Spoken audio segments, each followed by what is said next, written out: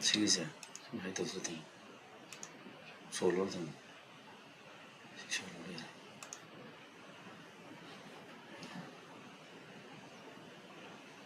san tholom ding ne am kan sing do de ke timi to sing tholo ling thara ba te ngone type to public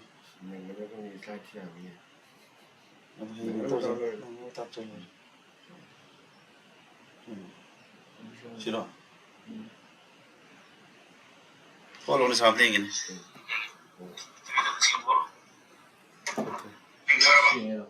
생생하도 야 간도 쓰지. 맞으려가 생생도 생각이 야.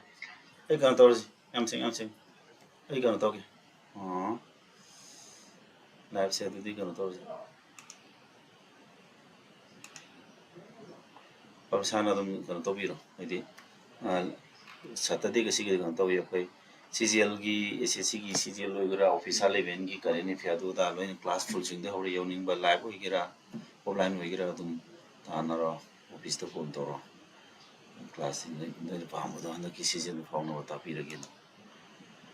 public bari ya public thare ko se to silo yani da na public silo man public la mane sanju kutam ato ko sa camera hazi kanu ne bise kita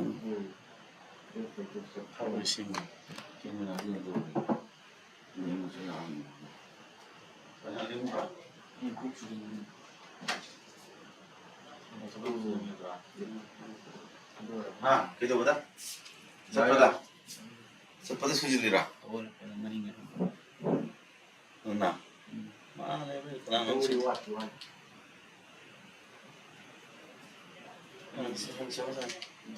yang pun nasi pun itu besar. To. Nana hai roi sing you.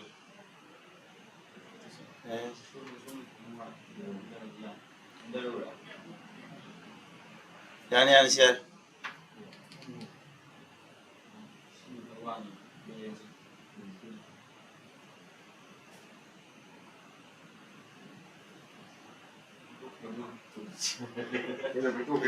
Itu kan ini. Tuh ya itu kelas ning thara mina ne hoy. Ya ini jangan. Nasi sabsa.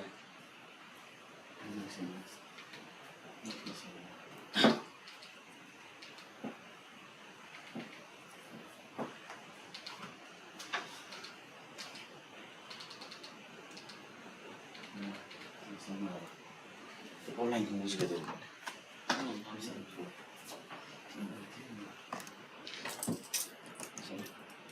शान जाए करे हाँ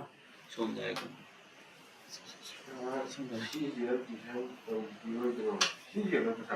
माने CGL अरे SSC की मरोई ना railway के काम में आए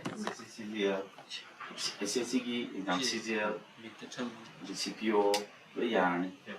tempo tu exam lo yani railway exam yani to banking ju yani to banking to focus on the kitam wali to is banking yani lo have SSC wo lo yani ma class mana akoi to idan ni to ise CGL gi ni CGL gi class ne to SSC gi lo ina to yani aka sa ko nang ni ano di to ko ro jina mo ding kara ko mo thagi gi lati public tharing lo yang sonja public tharing kalau ini mah hanya gitu kalau ada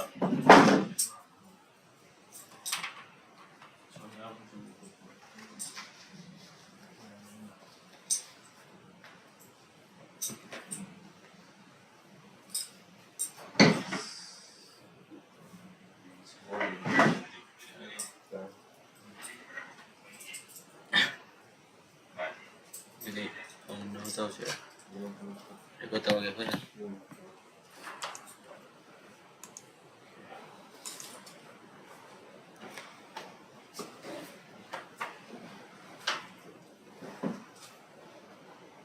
jadi semua ini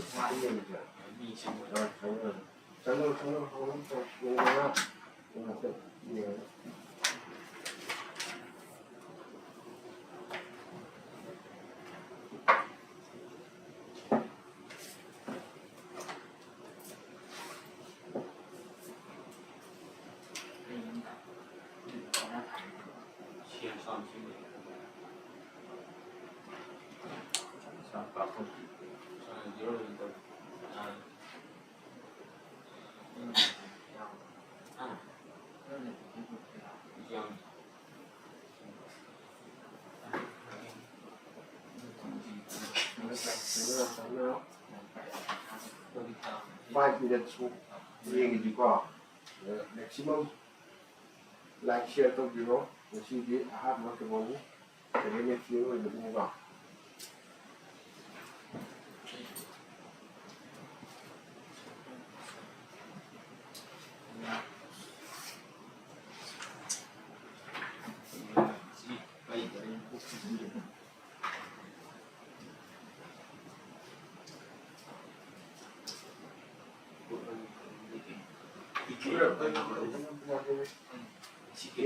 very good up to now.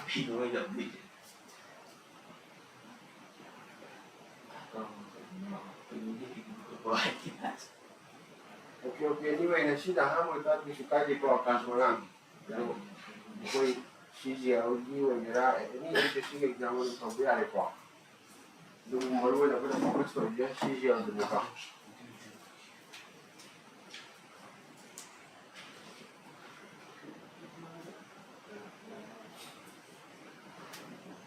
Very good up to now, no action.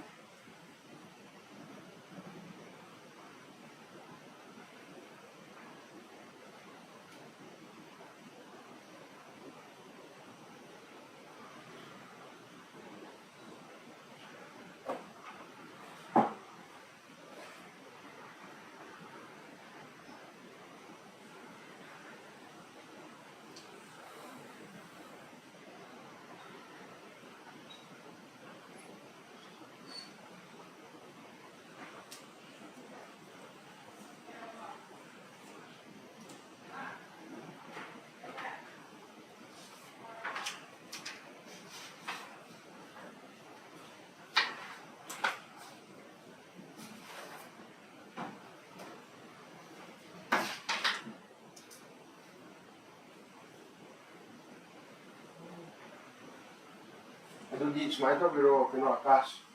hari ini ya. Jadi channel itu kantor nomor dia orang itu ada untuk biro juga. Aku pemeran terus hari karena biro kok untuk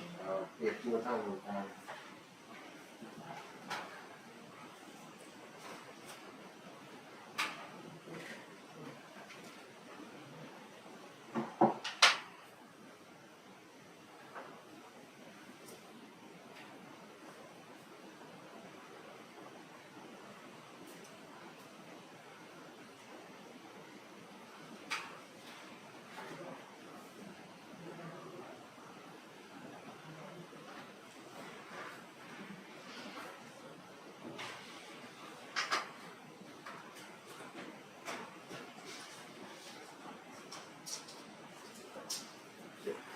Harus terus,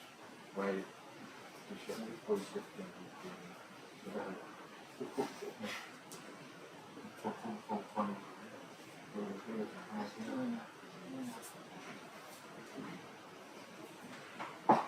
아니 시즌은 시즌 그 복개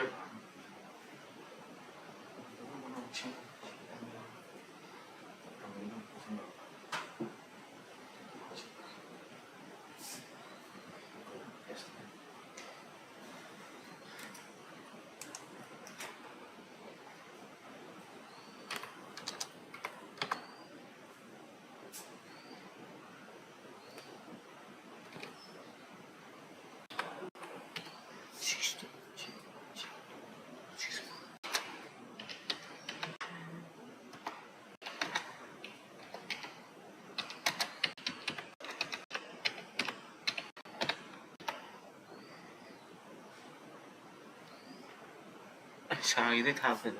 아우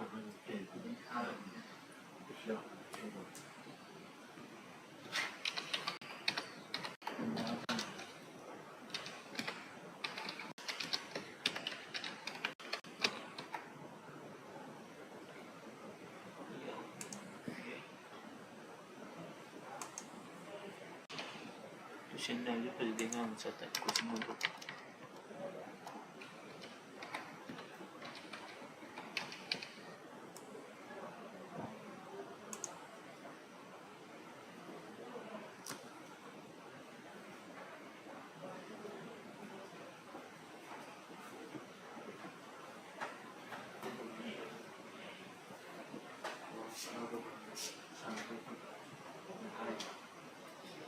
SB Center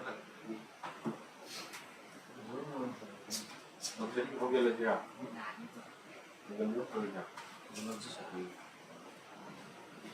옳지.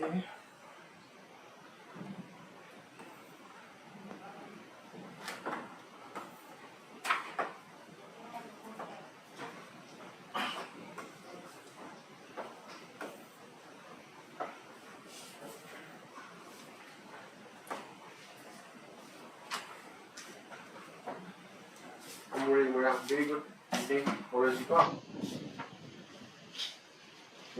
Sige, identify ang topic siya. Center reimposes AFSPA in Manipur's 6 police stations. Yung ako yung AFSPA siya,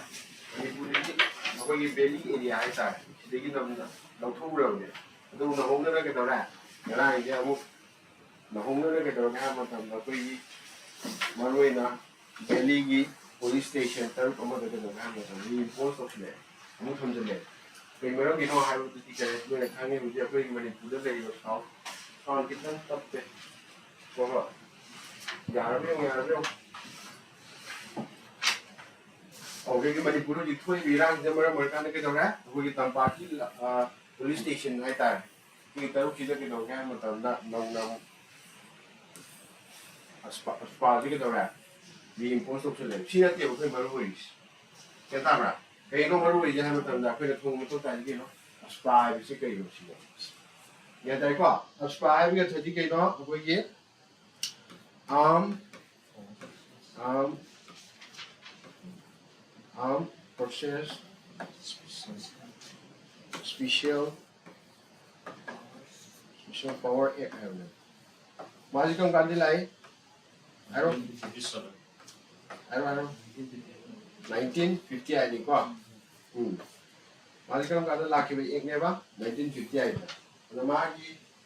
시기 아스파지다 거리 power PD 이 레이버 액싱가 많아서 마게 동안 power 그리고 하지 좀 그런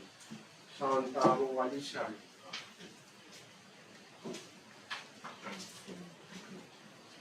야르비용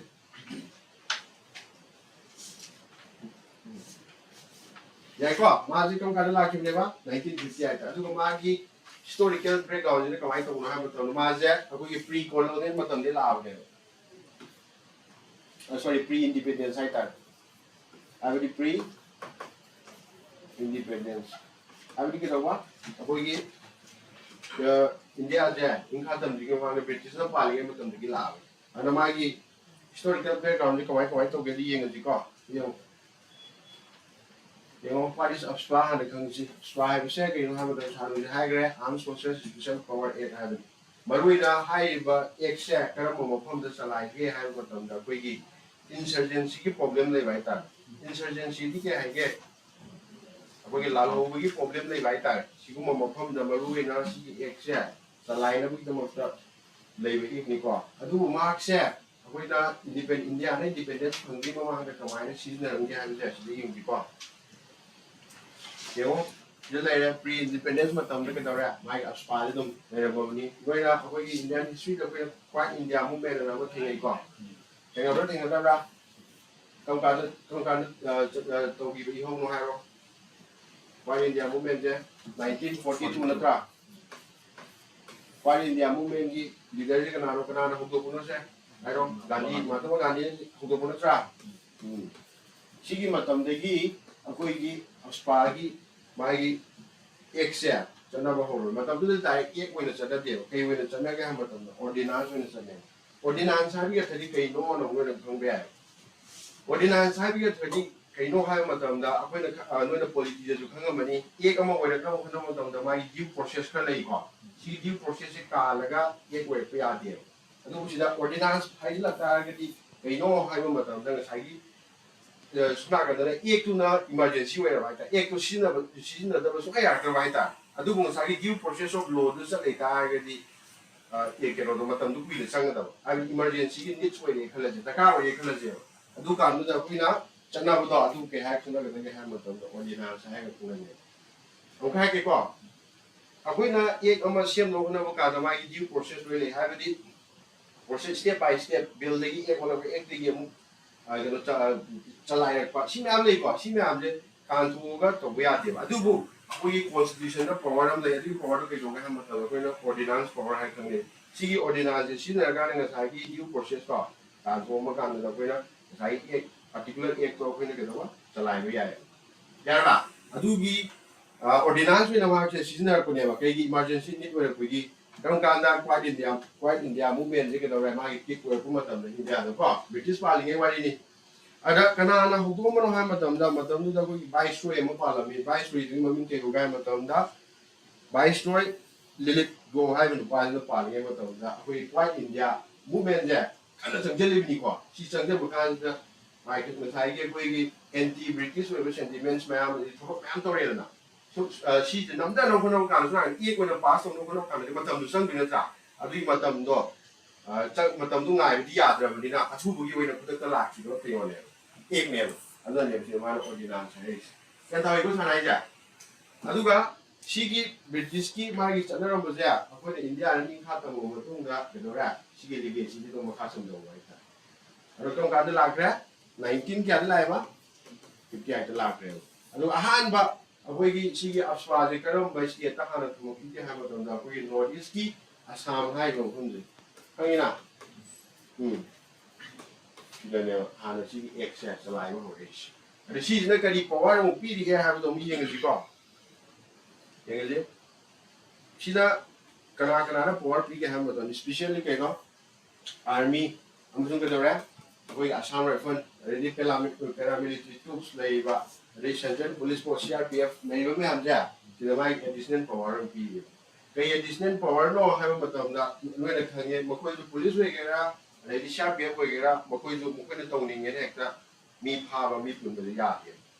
ke tar ba to bo do shi gi according to armed social special power act si da kari kra pi ge ha ma tam mo ko da immunity kra pi immunity ha ri kari mo ko na tori bo thobak ko heng ko ta case to na re khala je hekta ila la ne ke ko ta case to na ya to ha ta ata mo ko na tong ning power kra extra use to ri da adu da mo ke do ra out process special power है special तब से लगता है अदु की देवा क्या ताइता जैसी जा ताइको रिमांड से पियो security forces can arrest person without a warrant है ना ये पॉइंट में हम निको अपन इंडियन दिया अपन ने कहेंगे जम बा अपन की पुलिस ने इसे कहीं रो अपन की civilians में हम जिंगा से ना चा मकोई ना कना गुमा में फागे है मतलब दा पुंगे है मतलब दा फागे पुंगे तो मतलब दा राय ने फनिंग ने तो फागे आ दिया कहीं भी तो नहीं बा warning of Peter. How did he get it? High the XYZ having the part off. My father is your maroon, you don't have a part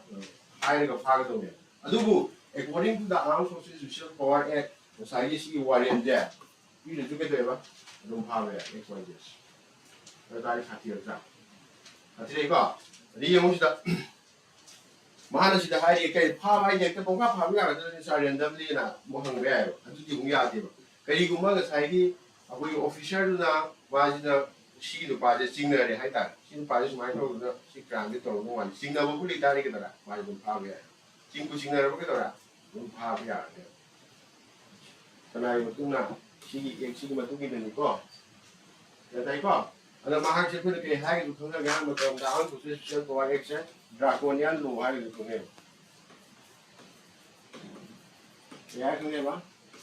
Draconian law, I'm the other Sachi will know I have. Where the town when you know what it are, we get to discussion over a moment of Canada, a way armed forces of Spagi Maruna, way innocent last now, my heart report Supreme Court, yes, they Polina.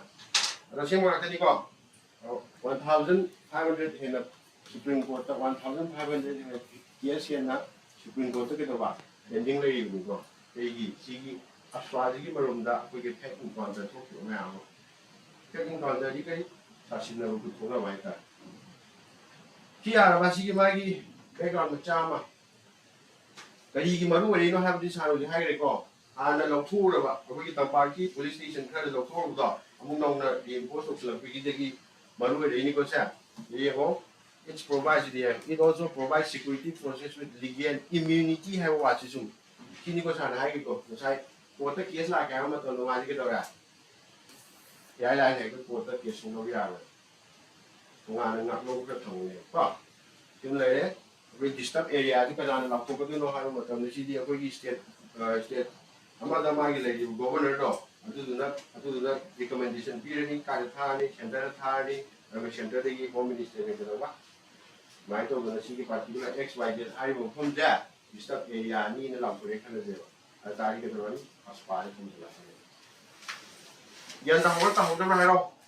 ꯑꯗꯣ ꯃꯥꯒꯤ ꯀꯩꯗꯧꯔꯦ critics ꯃꯌꯥꯝ ꯊꯣꯛꯂꯛꯏꯀꯣ ꯀ꯭ꯔꯤꯇꯤꯛꯁꯤ ꯀꯩꯒꯤꯅꯣ ꯍꯥꯏꯕ ꯃꯇꯝꯗ ꯌꯦꯡꯉꯣ ꯃꯥꯒꯤ human right ꯚꯥꯏꯑꯣꯂꯦꯁꯟ ꯇꯧꯗꯦꯅ ꯁꯤꯒꯤ ꯃꯔꯝꯗꯅꯤ ꯀꯩꯗꯧꯔꯦ ꯑꯩꯈꯣꯏꯒꯤ ꯁꯨꯄ꯭ꯔꯤꯝ ꯀꯣꯔꯠꯇ ꯀꯦꯁ ꯂꯥꯛꯏꯗꯣꯀꯣ ꯅꯦꯛꯁ ꯌꯦꯡꯁꯤꯀꯣ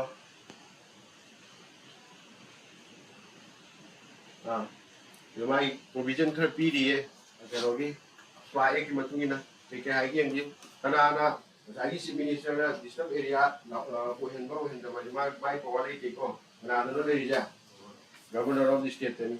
ꯃꯥꯅ ꯀꯩꯗꯧꯔꯅꯤ ꯔꯤꯀꯃꯦꯟꯗꯦꯁꯟ ꯊꯥꯗꯣꯏꯅꯤ ꯀꯥꯏꯗ ꯑꯩꯈꯣꯏꯒꯤ ꯁꯦꯟꯇ꯭ꯔꯦꯜ ꯒꯣꯔꯃꯦꯟꯗ ꯀꯩꯗꯧꯅꯕ ꯉꯁꯥꯏꯒꯤ ꯍꯥꯏꯔꯤꯕ XYZ ꯍꯥꯏꯔꯤꯕ ꯃꯐꯝꯁꯦ ꯗꯤꯁꯇꯔꯕ ꯑꯦꯔꯤꯌꯥꯒꯤ ꯁ꯭ꯇꯦꯇꯁ ꯊꯝꯕ ꯌꯥꯏ ꯊꯝꯗꯕ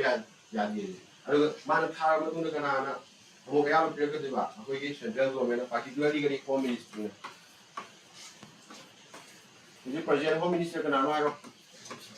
ꯑꯃꯤꯠ ꯁꯥꯍꯅꯤꯀꯣ ꯃꯉꯣꯟꯗ ꯊꯥꯔꯅꯤ ꯑꯗꯨꯒ ꯃꯍꯥꯛꯅ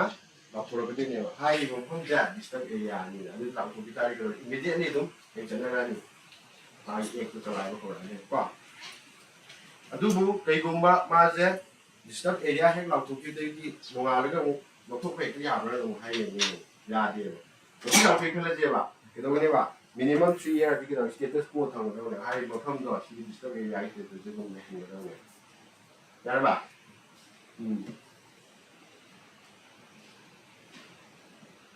ꯁꯤꯗ ꯌꯦꯡꯉꯣ ꯁꯦꯛꯁꯟ ꯍꯧꯖꯤꯛꯀꯤꯗꯨꯅ ꯁꯦꯛꯁꯟ 3ꯒꯤ ꯃꯇꯨꯡ ꯏꯟꯅꯅꯤ ꯑꯩꯈꯣꯏ ꯃꯅꯤꯄꯨꯔꯗ ꯗꯤꯁꯇꯔꯕ ꯑꯦꯔꯤꯌꯥ ꯂꯥꯎꯊꯣꯔꯛꯏꯗꯣ ꯀꯔꯝꯕ ꯁꯦꯛꯁꯟꯗꯒꯤ ꯂꯥꯎꯊꯣꯔꯛꯏꯅꯣ ꯍꯥꯏꯕ ꯃꯇꯝꯗ ꯀꯩꯗꯧꯔꯦ ꯁꯦꯛꯁꯟ 3 ꯑꯁꯄꯥꯒꯤ ꯑꯦꯛꯁꯤꯗ ꯌꯥꯎꯔꯤꯕ ꯁꯦꯛꯁꯟꯁꯤꯗ ꯁ꯭ꯇꯦꯠ ꯒꯣꯔꯃꯦꯟꯗ ꯀꯩꯗꯧꯗꯣꯏꯕ ꯉꯁꯥꯏꯒꯤ ꯃꯥꯒꯤ ꯀꯩꯅꯣꯗꯣ ꯁꯤꯒꯤ ꯍꯥꯏꯔꯤꯕ ꯄꯥꯔꯇꯤꯀꯨꯂꯔ XYZ ꯍꯥꯏꯔꯤꯕ ꯁ꯭ꯇꯦꯠꯁꯦ ꯀꯩꯗꯧꯔꯦ ꯁꯨꯃꯥꯏꯅ ꯇꯧꯗꯅ ꯑꯩꯈꯣꯏꯒꯤ ꯂꯣ ꯑꯦꯟ ꯑꯣꯔꯗꯔ ꯐꯪꯁꯟꯁꯦ ꯑꯩꯈꯣꯏ ꯂꯩꯔꯤꯕ ꯁ꯭ꯇꯦꯠꯀꯤ ꯄꯨꯂꯤꯁꯅ ꯉꯥꯛꯄ ꯁꯦꯟꯕ ꯉꯝꯗ꯭ꯔꯦ ꯑꯗꯨꯅ ꯑꯦꯗꯤꯁꯅꯦꯜ ꯇ꯭ꯔꯨꯞ ꯊꯥꯕꯤꯔꯛꯎꯅ ꯃꯥꯅ ꯔꯤꯀꯃꯦꯟꯗꯦꯁꯟ ꯊꯥꯈꯤꯗꯣꯏꯅꯦꯕ ꯊꯥꯔꯀꯥꯟꯗ ꯑꯥꯗꯒꯤ ꯊꯥꯗꯔꯛꯇꯣꯏꯅꯦ ꯑꯗꯨꯅꯅꯦꯕ ꯅꯍꯥꯟ ꯑꯣꯏꯅ ꯄꯥꯎ ꯇꯥꯔꯝꯒꯅꯤ CRPFꯀꯤ ꯀꯣꯟꯕꯣꯏ ꯀꯌꯥ ꯂꯥꯛꯈ꯭ꯔꯦ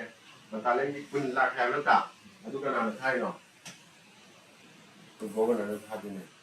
ꯑꯗꯨ ꯒꯣꯕꯔꯅꯔꯅ ꯇꯧꯕ ꯍꯥꯏꯁꯦ ꯀꯅꯥꯒꯤ ꯅꯣꯂꯦꯖ ꯌꯥꯎꯔꯝꯗꯣꯏꯅꯣ ꯁ꯭ꯇꯦꯠꯇꯨꯒꯤ ꯍꯥꯏꯕ ꯆꯤꯐ ꯃꯤꯅꯤꯁꯇꯔꯒꯤ ꯅꯣꯂꯦꯖ ꯌꯥꯎꯔꯝꯗꯣꯏ ꯅꯠꯇ꯭ꯔꯣ ꯑꯗꯣ ꯑꯩꯈꯣꯏꯒꯤ ꯆꯤꯐ ꯃꯤꯅꯤꯁꯇꯔ ꯈꯪꯗꯦ ꯍꯥꯏꯕ ꯌꯥꯔꯣꯏ ꯔꯦꯁꯄꯣꯟꯁꯤꯕꯜ ꯑꯣꯏꯗꯣꯏꯅꯦꯕꯀꯣ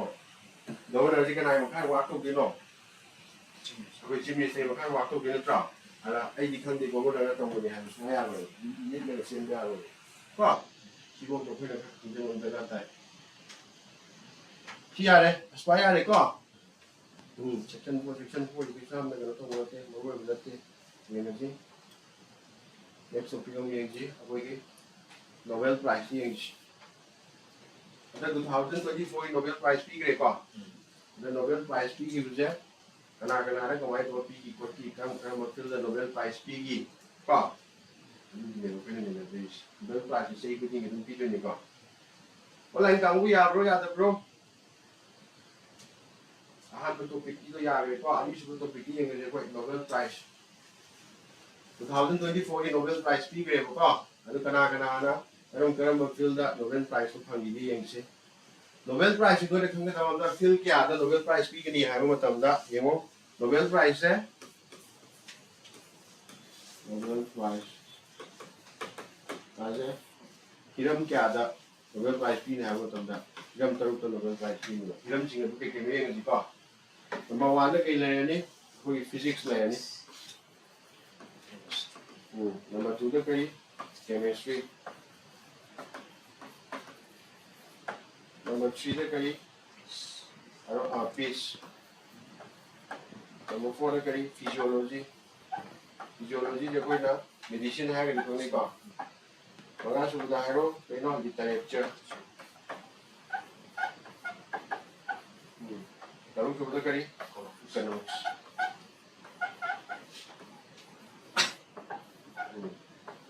हे बेखा अखोना हंगे खलजी नोबेल प्राइज से फिल क्या मागी नोबेल प्राइज पीगे है ताकि क्या है जो ना 6 है को 6 तो के नो है फिजिक्स ले है केमिस्ट्री ले है पीस ले है फिजियोलॉजी ना के ले है medicine medicine layer, matana literature economic layer ko. Ana hay ngatong stand kano da option da pira pagana dingaw duni. Makha da pili ba field jingde karam da Nobel Prize pi da gera hang jale ba. Aw da ta ana si je to the point hang to kom da ga tai. Aduna handan revise to bisaga physics layer, chemistry layer, peace layer, physiology or medicine layer, literature layer, amara kari economics layer. Yai ko? Online kamu ya bro. Yai thank you. Ani yung ahama physics and ecology.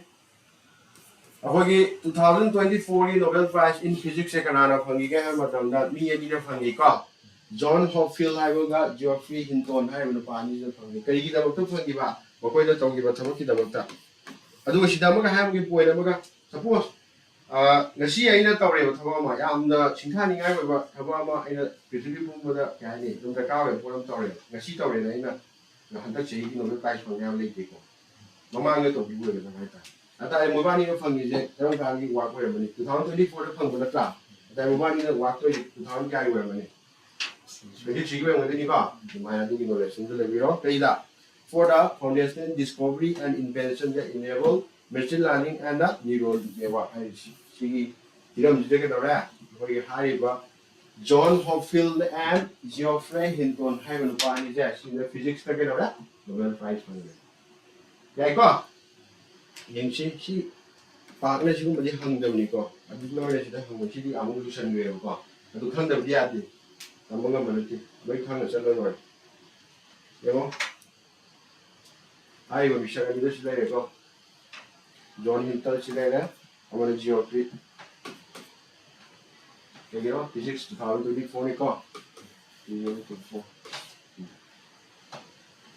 Next, among yung energy, chemistry. 2024 की chemistry da Nobel Prize होंगी जब ये home ने David Barker है वो ने Demis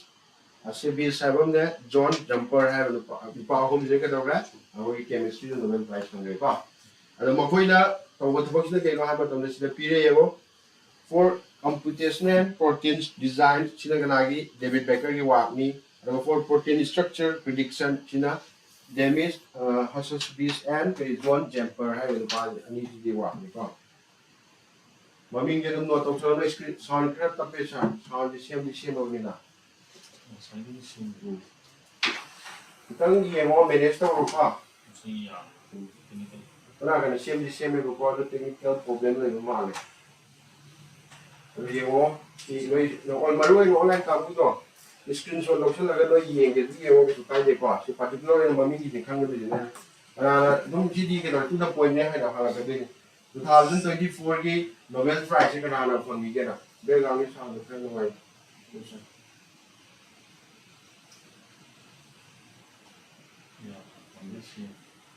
सारी लोग सेम हो गए बुको आदि कितना कितना तो प्रॉब्लम नहीं टेक्निकल इरर कर नहीं है बुको आदि में सी की मैनेज तो भी लो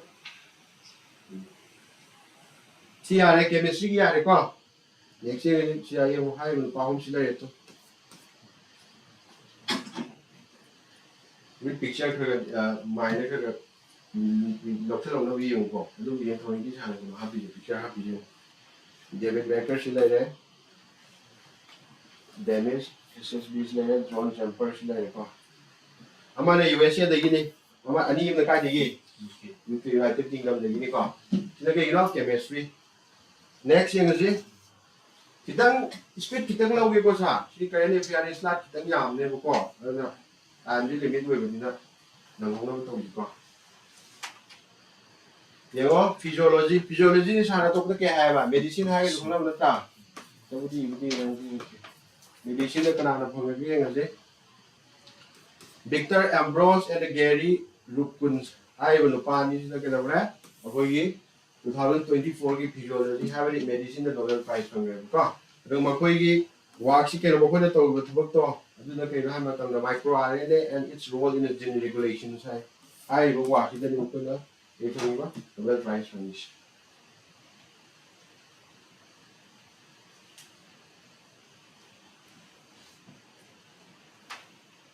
I don't know how science Nobel Prize. Nobel Prize coming important ways. You know how back up. Do not tell them how get. Nobel Prize se cái mà important cái này này je hai bộ mà tầm đó với cái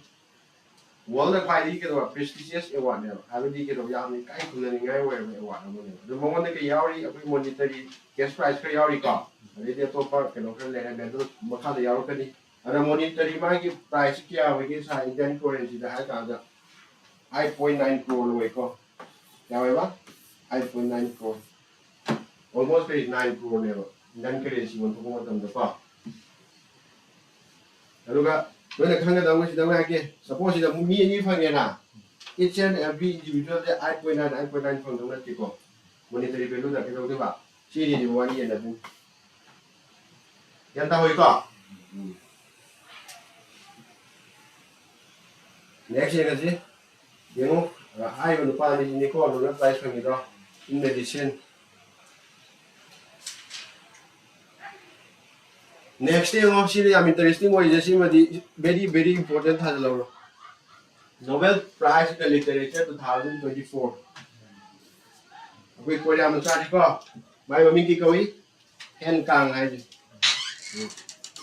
ai mà lúc easy na cái đó đấy tôi cái literature Nobel Prize phong rồi có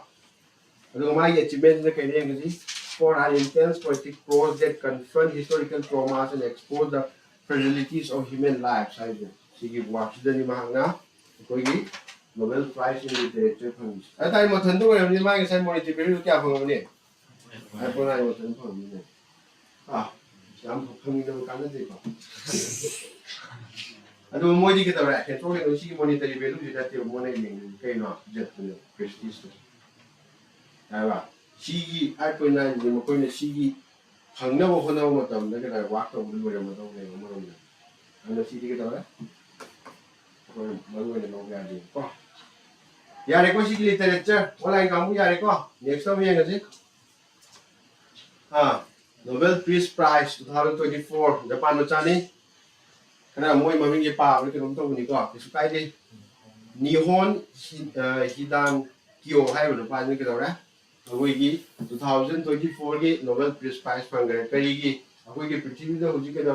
Takpa lamje na kay no da kawai da nuclear kano na tro weapons da tro ma si nuclear weapons ki kano ra ko gi new ro sama se mun na ni ana ka do ka ma to ya yo kai si si na ro do ni ha ni ma na agenda ko pu kha le ba lo ki do to ma ki no ra 2024 ki Nobel Peace Prize phang ni ko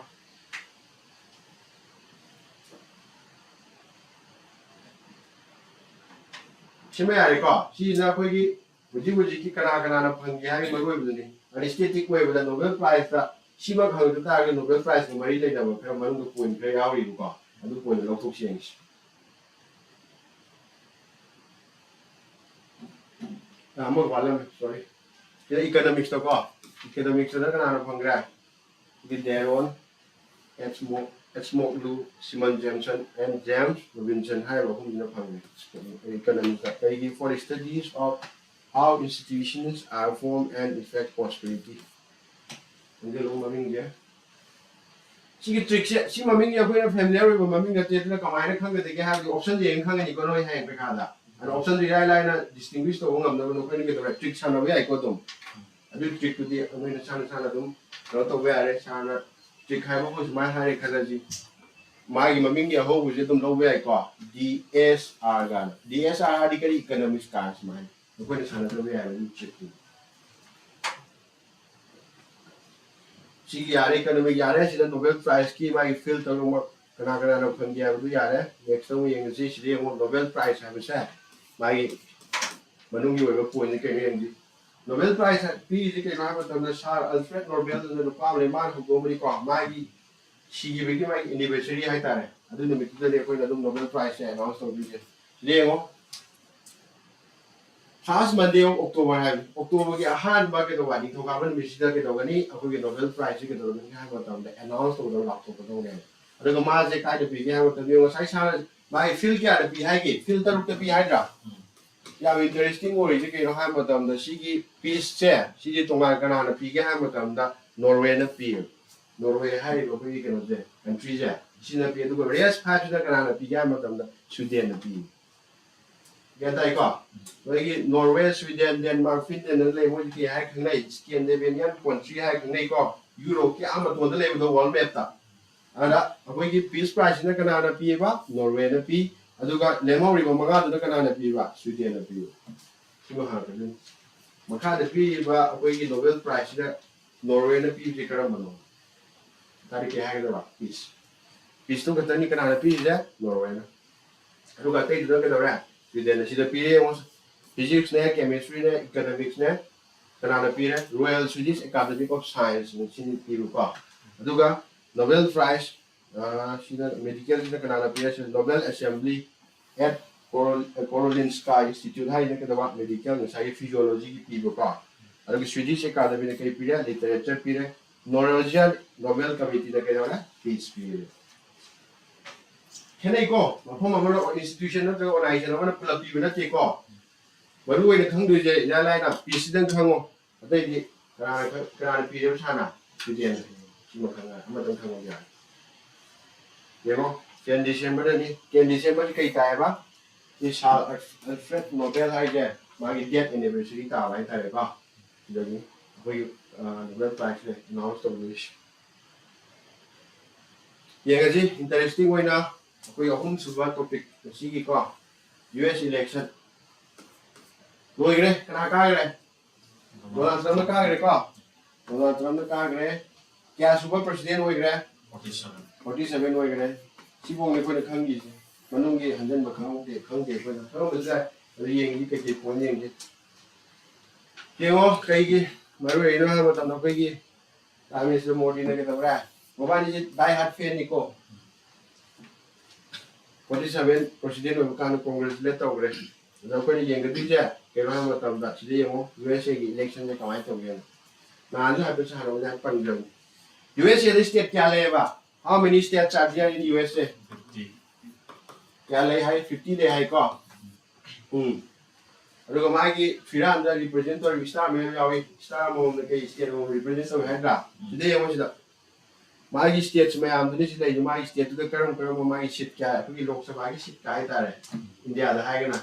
अरुग सिदा ले UP ले को और California सिदा ले चाउ चाउ को अते ले और रेस्ट कंट्रीज में स्टेट्स में हम सिदा पी ले को जी मैं आज देखी के लोग हैं मतलब ना बहुत अच्छा आउट ऑफ द आज हम इंटरेस्टिंग है पॉइंट ये मुझे था कमाई तो क्या हम मतलब नहीं हूँ अकोई की लोकसभा की केस है सपोज इधर एक्स को भी स्टेट हम ले रखे ले जाए हाई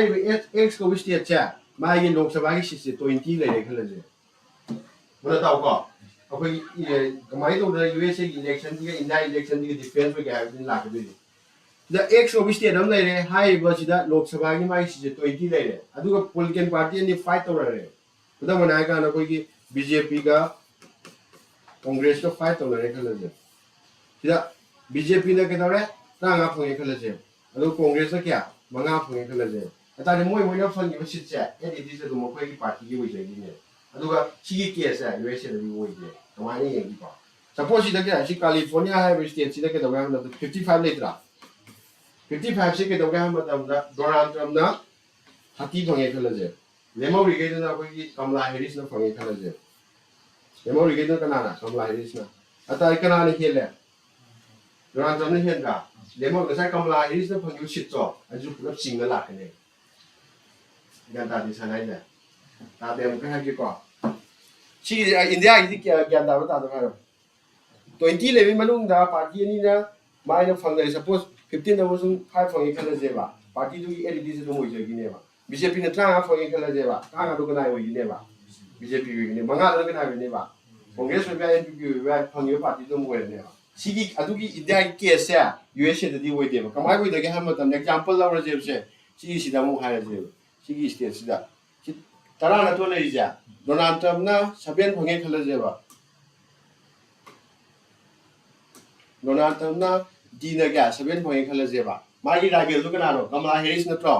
कमला हैरिस इन 3 फंगे कनाने हेलगे बसिदा डोनाल्ड ट्रम्प ने हेंद्राबा अतारे हेतारे माने फंगदु जे 7 खतने जेबा डोनाल्ड ट्रम्प लौदुई गसाय कमला हैरिस न फंगिबा अहुमदो अदुजु कनाने लौनेबा ट्रम्प ने लौगिने याम इंटरेस्टिंग ओइद्रा सिगे पोसे ओइबना ने अखोइगी यूएसए इलेक्शन जा अखोइगी इंडिया इलेक्शन की डिफरेंस ओइ सिदि के दो अखोइ इंडिया केस दि माने फंगिबा मसिन दु ओइगिद्रा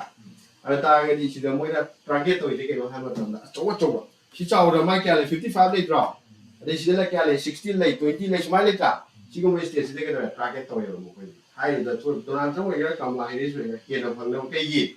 ya moi ama ke no moi ne ke na kitang phang ta ge le mo yo be am du ke da mo ni sing du na ta si ke na mo si khani ko wala ga mu ya ri ko ya di kamera tu shi lo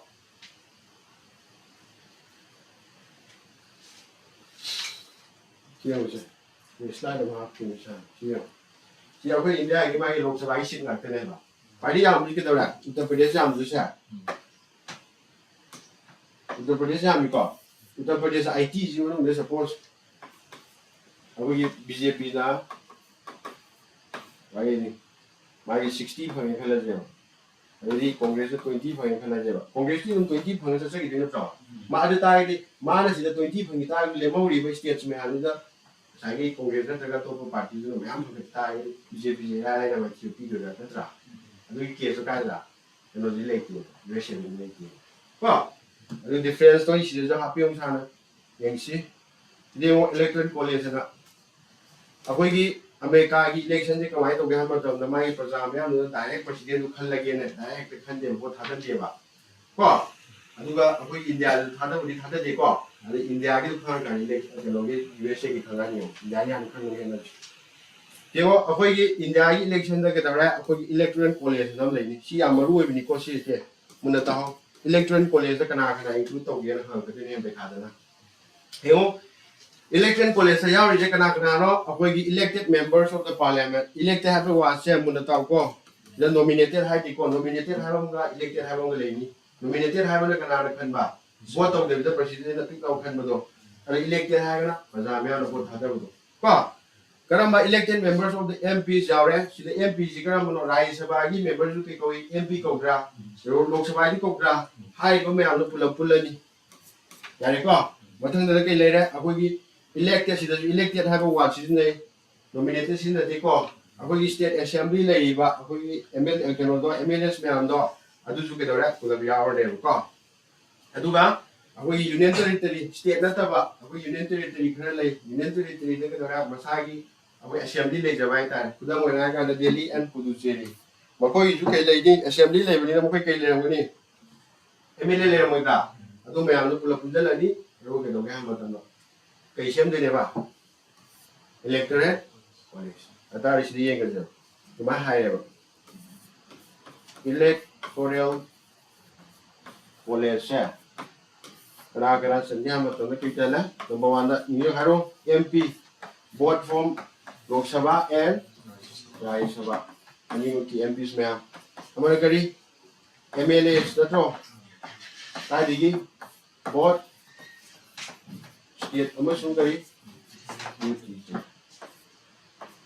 UT sabe tadi kari union territory sa kan tahu ra ana heng be kada statement based question ha ja UT sai tadi sorry electoral college sai tadi India gi context kana sangi both MP from Lok Sabha and Lok Sabha MLA from both state and UTs yani ko Leo America gi na kamai to ga ha matam da makoi gi tongali akoi India gi case hoi de makoi electoral college na lai electoral college da kya le gi yeng ji akoi gi 30 electors le 30 sorry 530 electors 530 abja kai ro ha matam da koi gi India context da Lok Sabha na le ta Lok Sabha gi mai member ji kya no 545 na tra si ne khan ka da akoi gi da House of the Representative ko hai akoi gi India da house ni lai ko na ga na Lok Sabha hai ba ma Rajya Sabha hai ba lai tra smai to ga akoi gi USA da du ke do ga ma tam da house ni lai ba house ni lai bi ko ne ke ai khang ne by criminal legislation hai khang na da mo koi ne ke da wi mo koi gi lower house ko ke ai khang na ga ma tam da House of the Representative hai khang duga second house ne kya khang ne ba Senate Senate member kya le hai sana 50 to 2 hai na ta tari kya ta ra 100 mo ko di state to chao ke na pi ke ra ke da ka ta de ko lo ne ke do ba ani ni lo yen thong na ne tari state to kya le yang ke le ta ke state ro na ni le tari Senate kya ta ra aro Senate sam ta ra ꯑꯗꯨꯒ ꯁꯤꯗ ꯉꯁꯥꯏꯒꯤ ꯍꯥꯏꯒꯤ 538 ꯍꯥꯏꯗ꯭ꯔꯥ 538 ꯍꯥꯏꯗ ꯀꯅꯥꯅꯣ ꯍꯥꯏꯕ ꯃꯇꯝꯗ ꯑꯩꯈꯣꯏꯒꯤ ꯍꯥꯎꯁ ꯑꯣꯐ ꯗ ꯔꯤꯄ꯭ꯔꯖꯦꯟꯇꯦꯇꯤꯚꯅꯦ ꯈꯪꯉꯦꯀꯣ ꯑꯩꯈꯣꯏꯒꯤ ꯂꯣꯛ ꯁꯚꯥꯗ ꯀꯌꯥ ꯂꯩꯕꯗꯣ 545 ꯔꯥꯖ꯭ꯌ ꯁꯚꯥꯗ ꯀꯌꯥ ꯂꯩ ꯃꯦꯛꯁꯤꯃꯝ ꯂꯤꯁꯇꯦꯡꯒꯤ 250 ꯅꯠꯇ꯭ꯔꯥ ꯁꯨꯃꯥꯏꯅ ꯁꯤ ꯑꯅꯤꯁꯦ ꯄꯨꯟꯁꯤꯜꯂꯀꯥꯟꯗ ꯃꯣꯏ ꯀꯩ ꯁꯦꯝꯗꯣꯏꯅꯣ इलेक्टोरल कॉलेज सेम दिन तो आइडिया मचा हम लेबर लेते हैं कमाने किन्ना नहीं होता क्यों रे का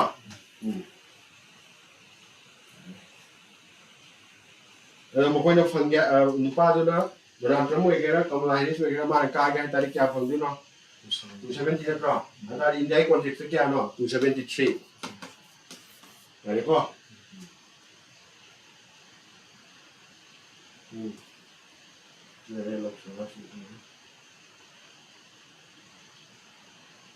कमाई खन गया इंडिया कॉन्टेक्स अभी करम मीबू प्रेसिडेंट इलेक्शन थोड़ा मिनिमम क्वालिफिकेशन खा लेको minimum qualification सूरे खनजेब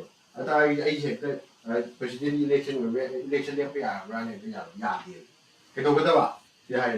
A candidate must file a nomination along with a signed list of 5 proposers and 50 proposers and 50 seconders on the hydra. I will support me haida. I will high XYZ set. She's a president election lepogana, a young kid of Gande, and having my proposal almost secondary young kid later. I do later with the president election lepogana. Come up. अदु के दौरे माजे proposal थागलानी थागल काना voting process तौरनी voting process तौ काना के दौरे गसाई अखोइगी America की केस थी के दौरे हम मतमदा अनी नतो लेजा कमला हैरिस हाबमा डोनाल्ड ट्रम्प हाबमा मोय पाम सिदा पीरे तौ पिने अदु इंडिया केस ना कमाई तौ हम मतम सपोज मी मंगा लेपे खलजे 1 2 3 4 5 सी मी मंगा लिके नो इंडिया प्रेसिडेंट इलेक्शन लेपे खलजे को सी लेपो मतमदा इलेक्ट्रोल कॉलेज थादर के नत्रा थादर कान आई दी के दौरा तू द थादर में है थादर या बोय ओय बेलट हम पिरा के देबो को सिगे बेलट सिदे के दौरा मंगा मो याव ने या दारा आई कोई थादर मतम के दौरा प्रेफरेंस पिदो ने ना हम बदा वन द हम बो ने प्रेफरेंस पिए के तू दी पिए के माई मिगी थेनर के ना अरे पुला ये के दे मोय साई इलेक्शन कॉलेज की मीटिंग के थादर मो मैम अगर कना करा मने हे द प्रेफरेंस तो पिरे ये कान के दौरा हे द प्रेफरेंस आ मीदो अलो के बिबा बसिरो ने ले तो है को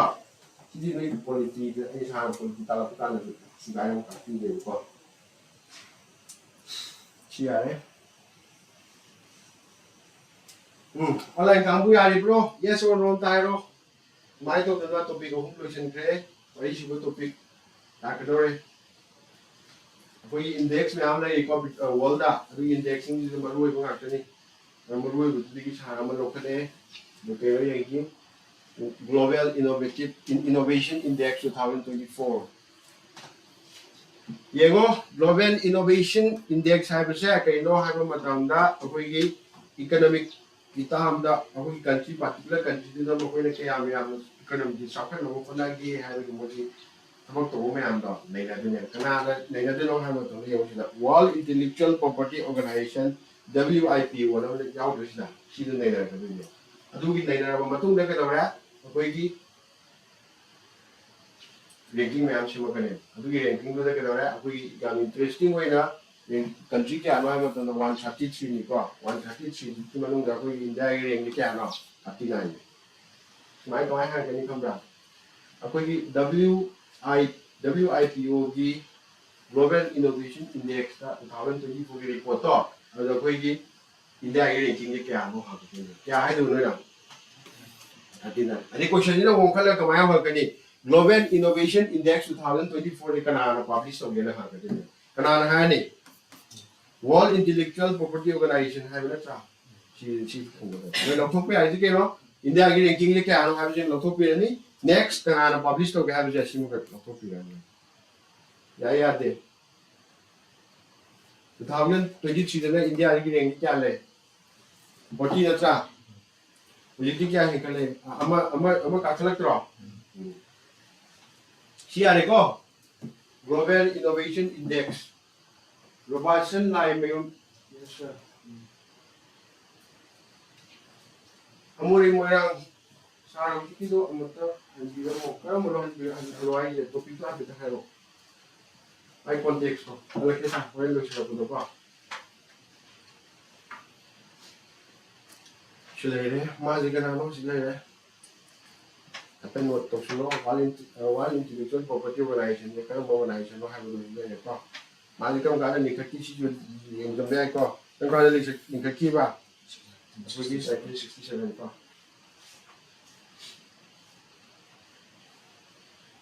देखिए Red and false. False क्या है ये? सिंगल ये तो मैं ना ही वाटर फॉल नहीं होगा नहीं. ये मिस तो होगा नहीं ना. अब तो संग में आई ब्रो. देखो last location में नहीं चल भी रहा.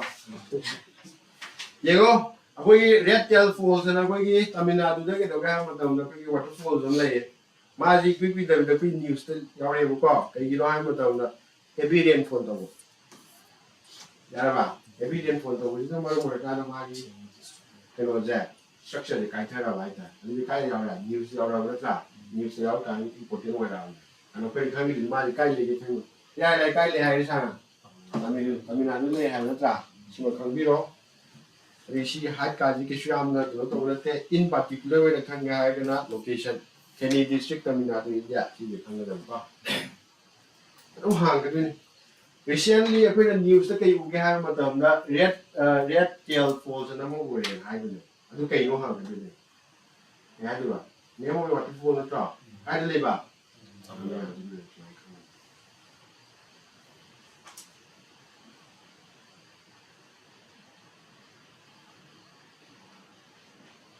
ಜಯ ತಮಿಳುನಾಡುಗೆ ಒಳ್ಳೆದೆ ಅವಾಗ ಒಳ್ಳೆ ಟೊಲೆಸ್ ವಾಟರ್ ಫಾಲ್ ಇನ್ ತಮಿಳುನಾಡು ಒಳ್ಳೆಕೋ ಅದು ಇಂಡಿಯಾಗೆ ಒಳ್ಳೆದೆ ಕ್ಯಾಶ್ ಕೊಡ್ತು ಅದು ಗ್ಲೋಬಲ್ಗೆ ಒಳ್ಳೆ ಕೊಡ್ಬೇಕು 267 ಸುಮಾರು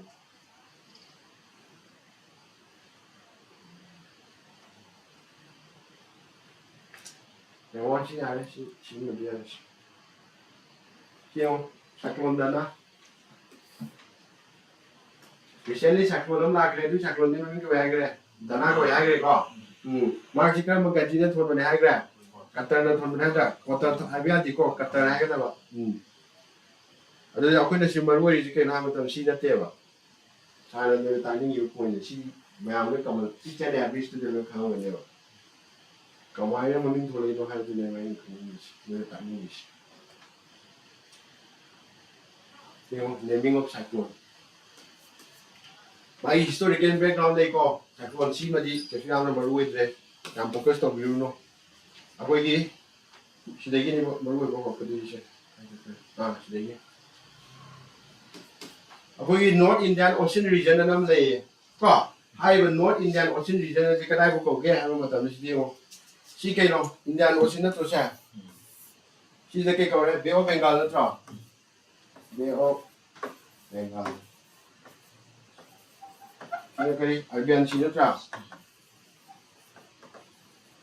Hai ba si North India Ocean gi awang thong besaru si da to ko cyclone be kina maming thong be mo ko organization na le ko. Ni cha na sa ba. Ni tom country tom na sa. Si country tom de mo list siam to to ne.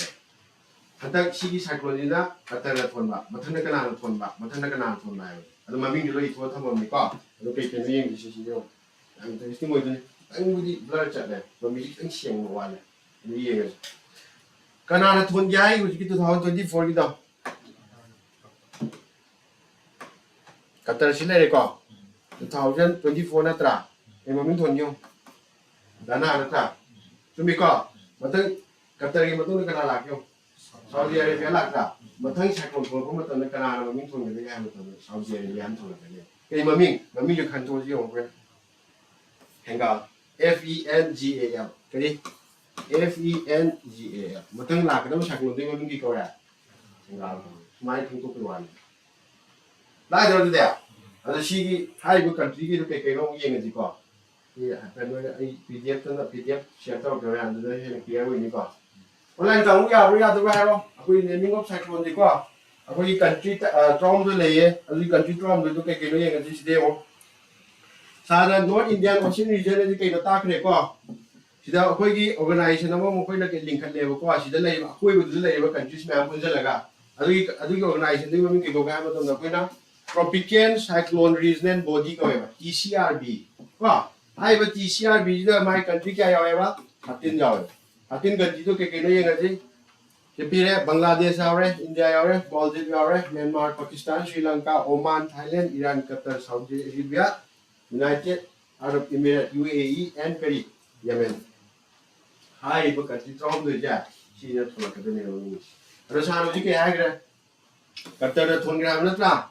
thang kana thola ke ne hai Saudi Arabia thola ke ne ado heng pe khan na ka mai hanga ni akoi ki organization am lai akoi North Indian Ocean region da cyclone maming thon de gi ado organization ki maming ki ko ba tropical cyclone regional body ko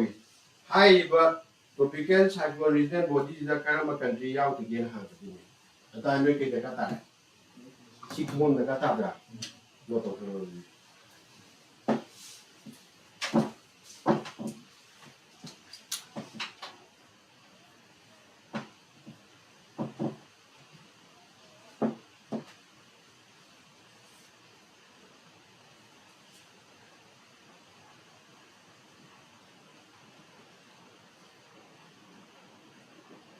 chỉ trick hiện tôi sao vậy có xem về có cái này nè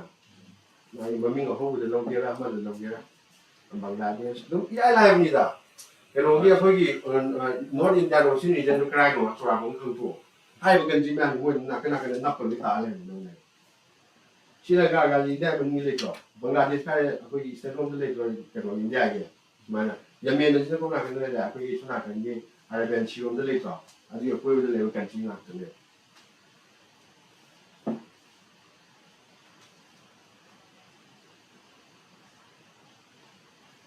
chị ai có biết nuôi nó tàu này cái chỗ nào cũng nên bảo ngoài nó tàu này cái anh thằng thì tiêu nó sẽ tàu cũng này gì anh nhiều rồi chị đây ngó cái này là World Meteorological Organization WMO làm này đấy có mà mình đi cái nào là pi hai cái sao nào sai cái member country from thì nó pi được cả là finalize tàu cái nào là finalize tàu thì nó hay mà tham gia cái gì chị WMO hay là tàu đâu World Meteorological Organization hay là cái đó mà mình rồi sai cái thuốc cái đó sai tuần ra chỉ mà mình thì chỉ thuốc là ni nó ngoài tụi nó còn ngoài cả các bạn chỉ nó hàng bè mà anh sai tuần thì cái nào mà mình nó finalize tàu cái nào tàu thế bạn mà mình tụi đi chỉ cái country trong tụi nó suggest tàu đấy à đấy cái nào vậy tụi đấy à đấy mà có lúc cái nào nó không finalize tàu cái gì WMO là pro WMO hay cái gì mà World Meteorological Organization mà cái nào đó cái UN gì mà cái branch mình có United Nations nó đi rồi đôi khi mai branch mình online Cambodia rồi internet to video nó orang lain ni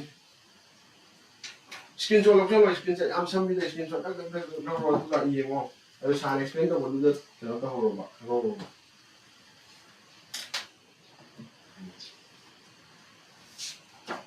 naming of cyclone ra đấy có hiểu next topic hiểu cái gì Kala-Azar gì cái nó name of a disease này có cái gì news lại nó hàng nó tầm đó cái India ra hai và Kala-Azar hai và deadly disease cả một thất là cái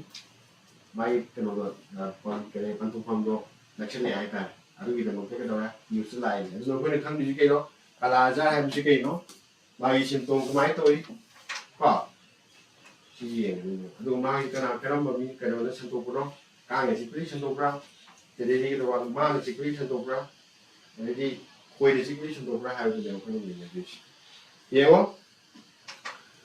akhoi gi India da malaria cái matu na quite gi one of the deadliest parasitic disease cái đó hai matam da Kala-Azar hai ba koi cái nào mà khăn làm gì nè ya bây giờ vậy rồi mai cái koi 2003 da cái đó 2023 da mai case kya lagi hai to si si machine mai numerical value gì cái important way đi có adu khangin da dia đi mai cái nó sagal na hono matam da yeng mai si cái nó yeng gì Kala-Azar cái cái hai khana cái hai matam si lai to visceral cái nó leishmaniasis vào được cái nó mình mới có si lai BLI khang đấy mà gì cái là cái nào mà gì bacteria là virus là phần ra ra Masih kena parasite ke akan aku protozoan hai kan ko. Aduh masih kayak tuan benar hai macam dah aku ini karena tuan mas sand fly nak cik padi tuan bawa ini ko. Saya ya ini. Sand fly. Kau kau hai macam aku nak sand fly. Mana cik padi tuan kang cik padi tuan berarti ko. Here masih kau ada transmitted to get it is transmitted to human to the bio and infected ke hai female sand fly ni sand fly to ani le male hai bo female hai bo ma we female sand fly to le aduga ma phadi vulnerable we mi ge ji kana kana ma to masai ki to ba immune system sonja ba marui na hai ka na ko gi HIV ke loi na hingi ba mi khang bu hai tai ko ko je yam ne ke to ba section ngai ne e gong wan sam sam ma ji ki da ge wan ke do si wi sang yam wa ni ne cái mô man properly chụp đầu được bài có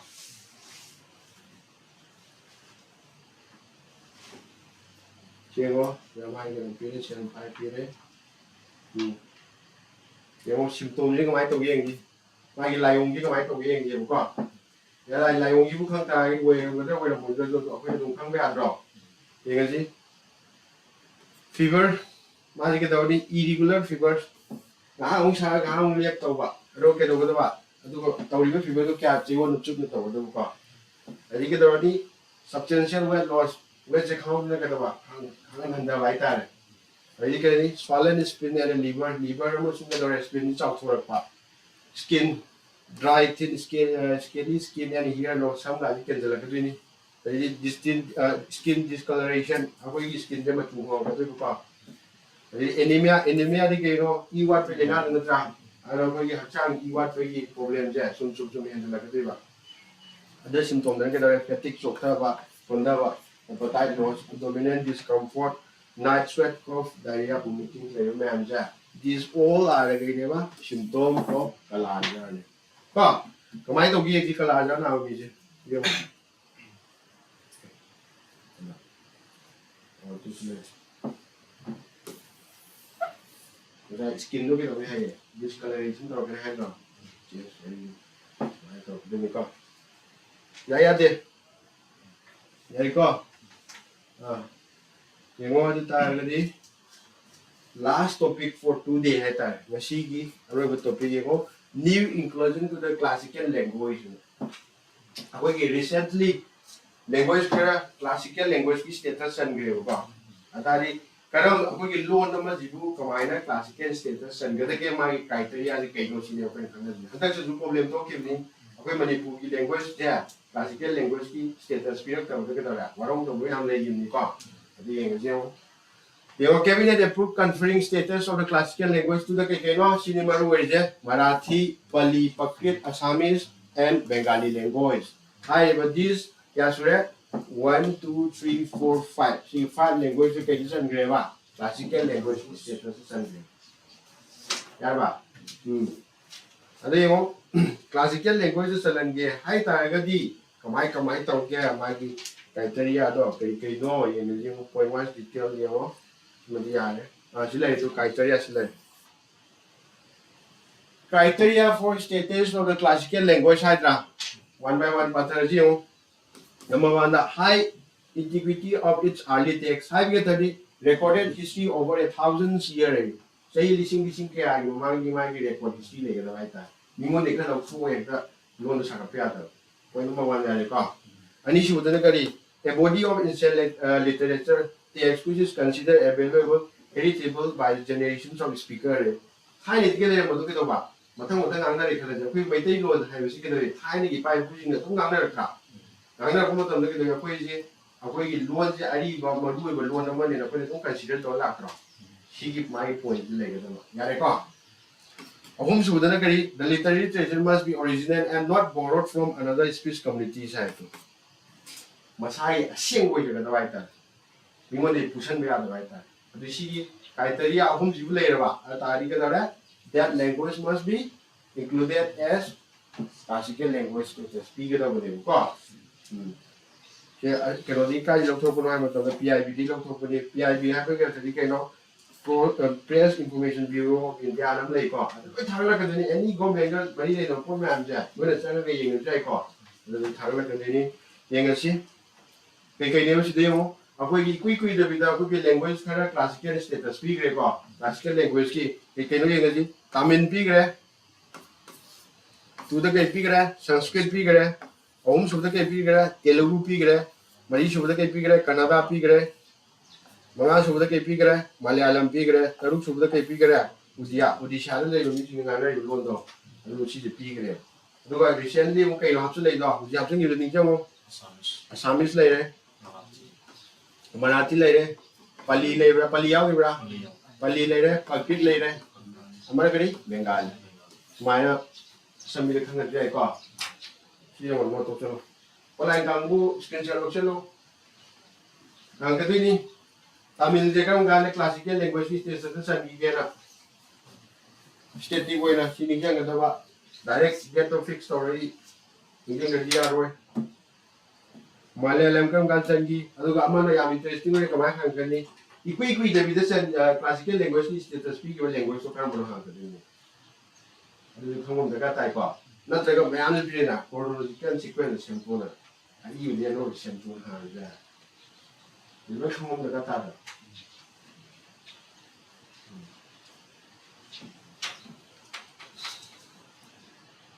I think I have a question, Lisa. Tarukamaga. How many languages are included as classical language so far? Which is both the language classical language every angle could be to my children over another. Sleep party, the part of the kind of start to become the second translated.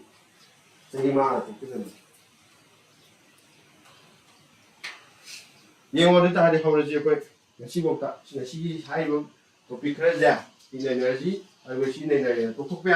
open in the area, question in the bar. Question of my one all I can question of my one in the red. All I can go question of my one in the red. Be a lot. You cannot respond of what we did later. Number one thing is a disease called Kala-Azar is caused by Kala-Azar have a disease that is 20. Protozoa within the trunk. That is option number D. Oh my God. Power the way Tari sanitary minus one. That is Protozoa not one, but Kala-Azar not about to play like name any 3 diseases that caused by Protozoa. Malaria, of course, to me, malaria lady. I put to the Protozoa tundra. Bacteria was it. I know dengue, very good. I know that encephalitis. Encephalitis. I'm spelling on the how much I got to get By encephalitis, so much from Europe. I get it, never. A boogie. Protozoa not harming the one is very good. Charlie, very good. One is There you go. Next thing is question number 2. You know, recently Ministry of Home Affairs imposed AFSPA in 6 kilo police station of Delhi. There you go. Cái nó như sai hay này họ cái mới làm đấy, sáng mai đấy, làm sang này đấy, làm lại đâu đấy, lên mất không, giờ gì, mình từ lúc tôi cái đó đấy, nào làm phải mình post out này con, hello, cái đó gì, question number 2 option, 2 A very good, she đồng ý cái gì, đây. In how many field Nobel Prize awarded? 6. It will be 6 because again this is out there. Although in absolutely they don't eat. Seeing is believing in a good it has a lot of dinner. They were seeking and was the period to Nico, my medals to go. Plus and size had I ever get on. And one to the period, the case of the period plus had to get the hour and go. Going on to that, filter only chemistry, physics. literature, peace, economics, physiology, or medicine. Hai but taro kita kita wala. Aku Nobel Prize ya what tau dia. Tu sang sa ki hai ki accept peace khatani kana na piba. Norway na pi have na tro. Norway na pi adu race 5 sina kana na pi di ba. Aku ki Sweden na. Ata ga ha Sweden ni capital ke no ha. Mai khung ya. Ha ka ni ko. Kali Sweden ke Sweden ni capital. Yes 6 very good 6. Stockholm. Adu ka no ki what is the capital of Norway? Oslo. Mai khang ka dam ni ko. Mai le ne se. Wala ka ngum ta haidero dra. Aku ki ana hangye question ma. Ya.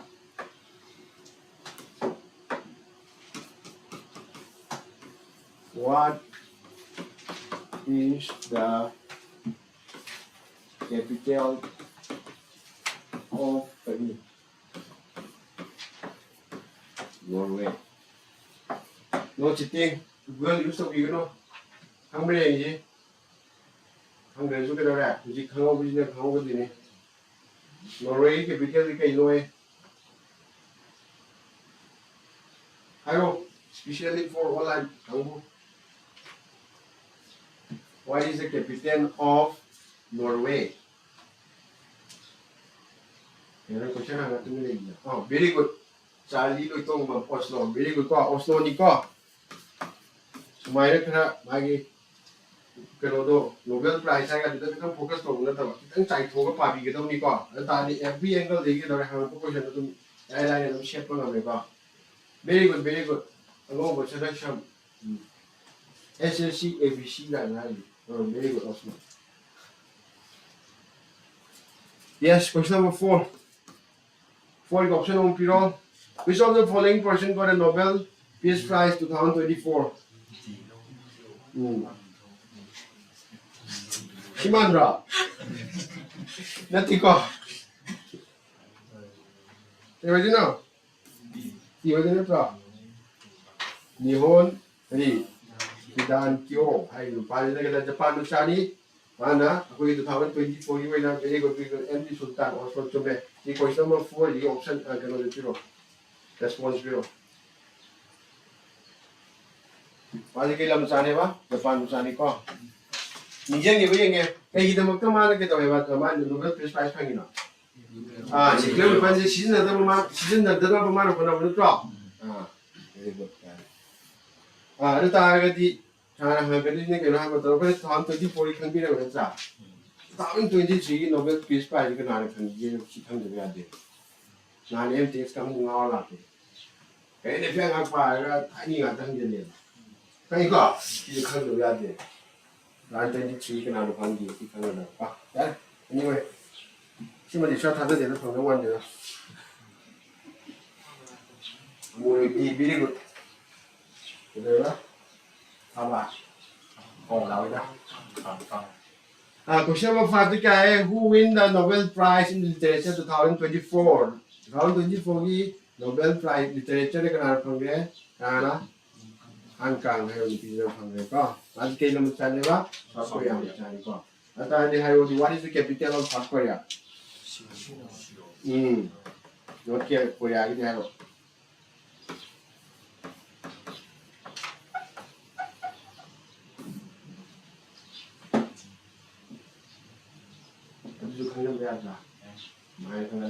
North Korea cái South Korea cái luôn sầm nữa lên nè bà,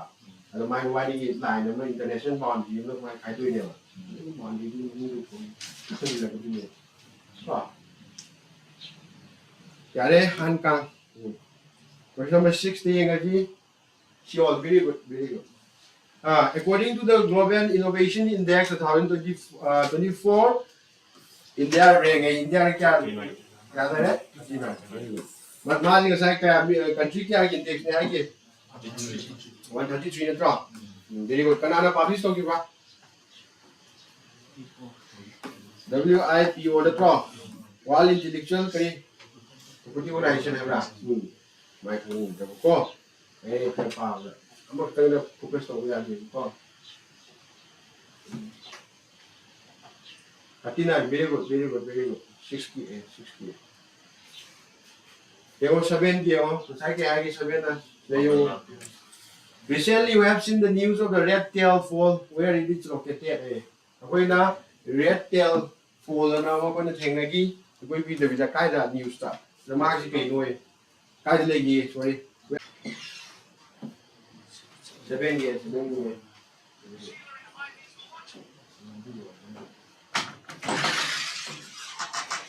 Okay.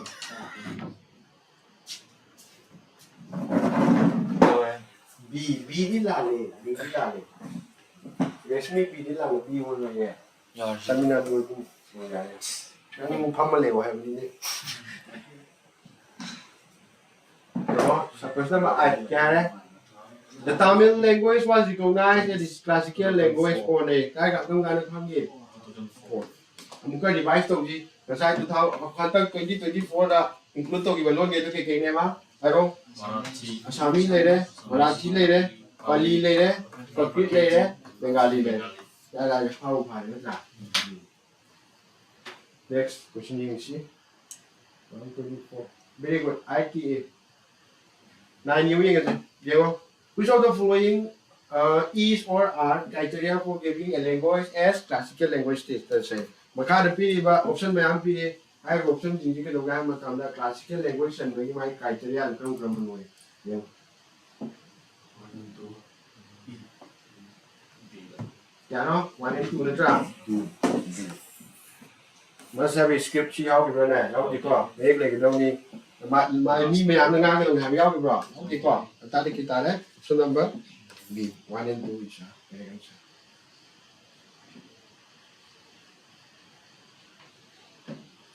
Next question again. Which country's democracy is considered as the oldest democracy of the world? So they are not knowing it. I was saying, can you get online campo? Can you say, Sargi, question number 10, no, the hang of it. Akogi, all the country of the I believe actually my democracy is a pretty quite lead democracy in Ohio. May I have a name? The Grandma can choose in Ohio. The USA. I wrote it. USA, very good. USA so meka. India the ke with you there.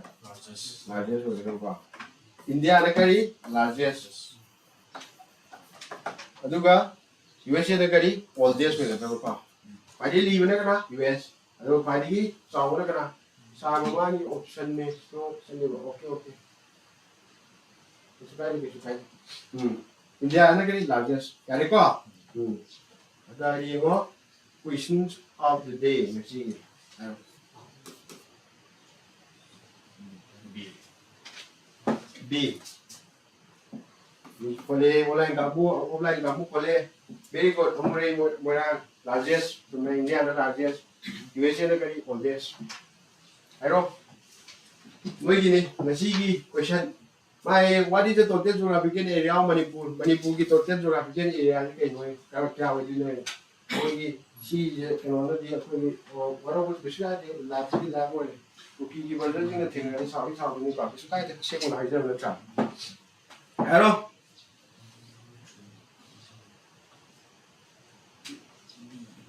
B.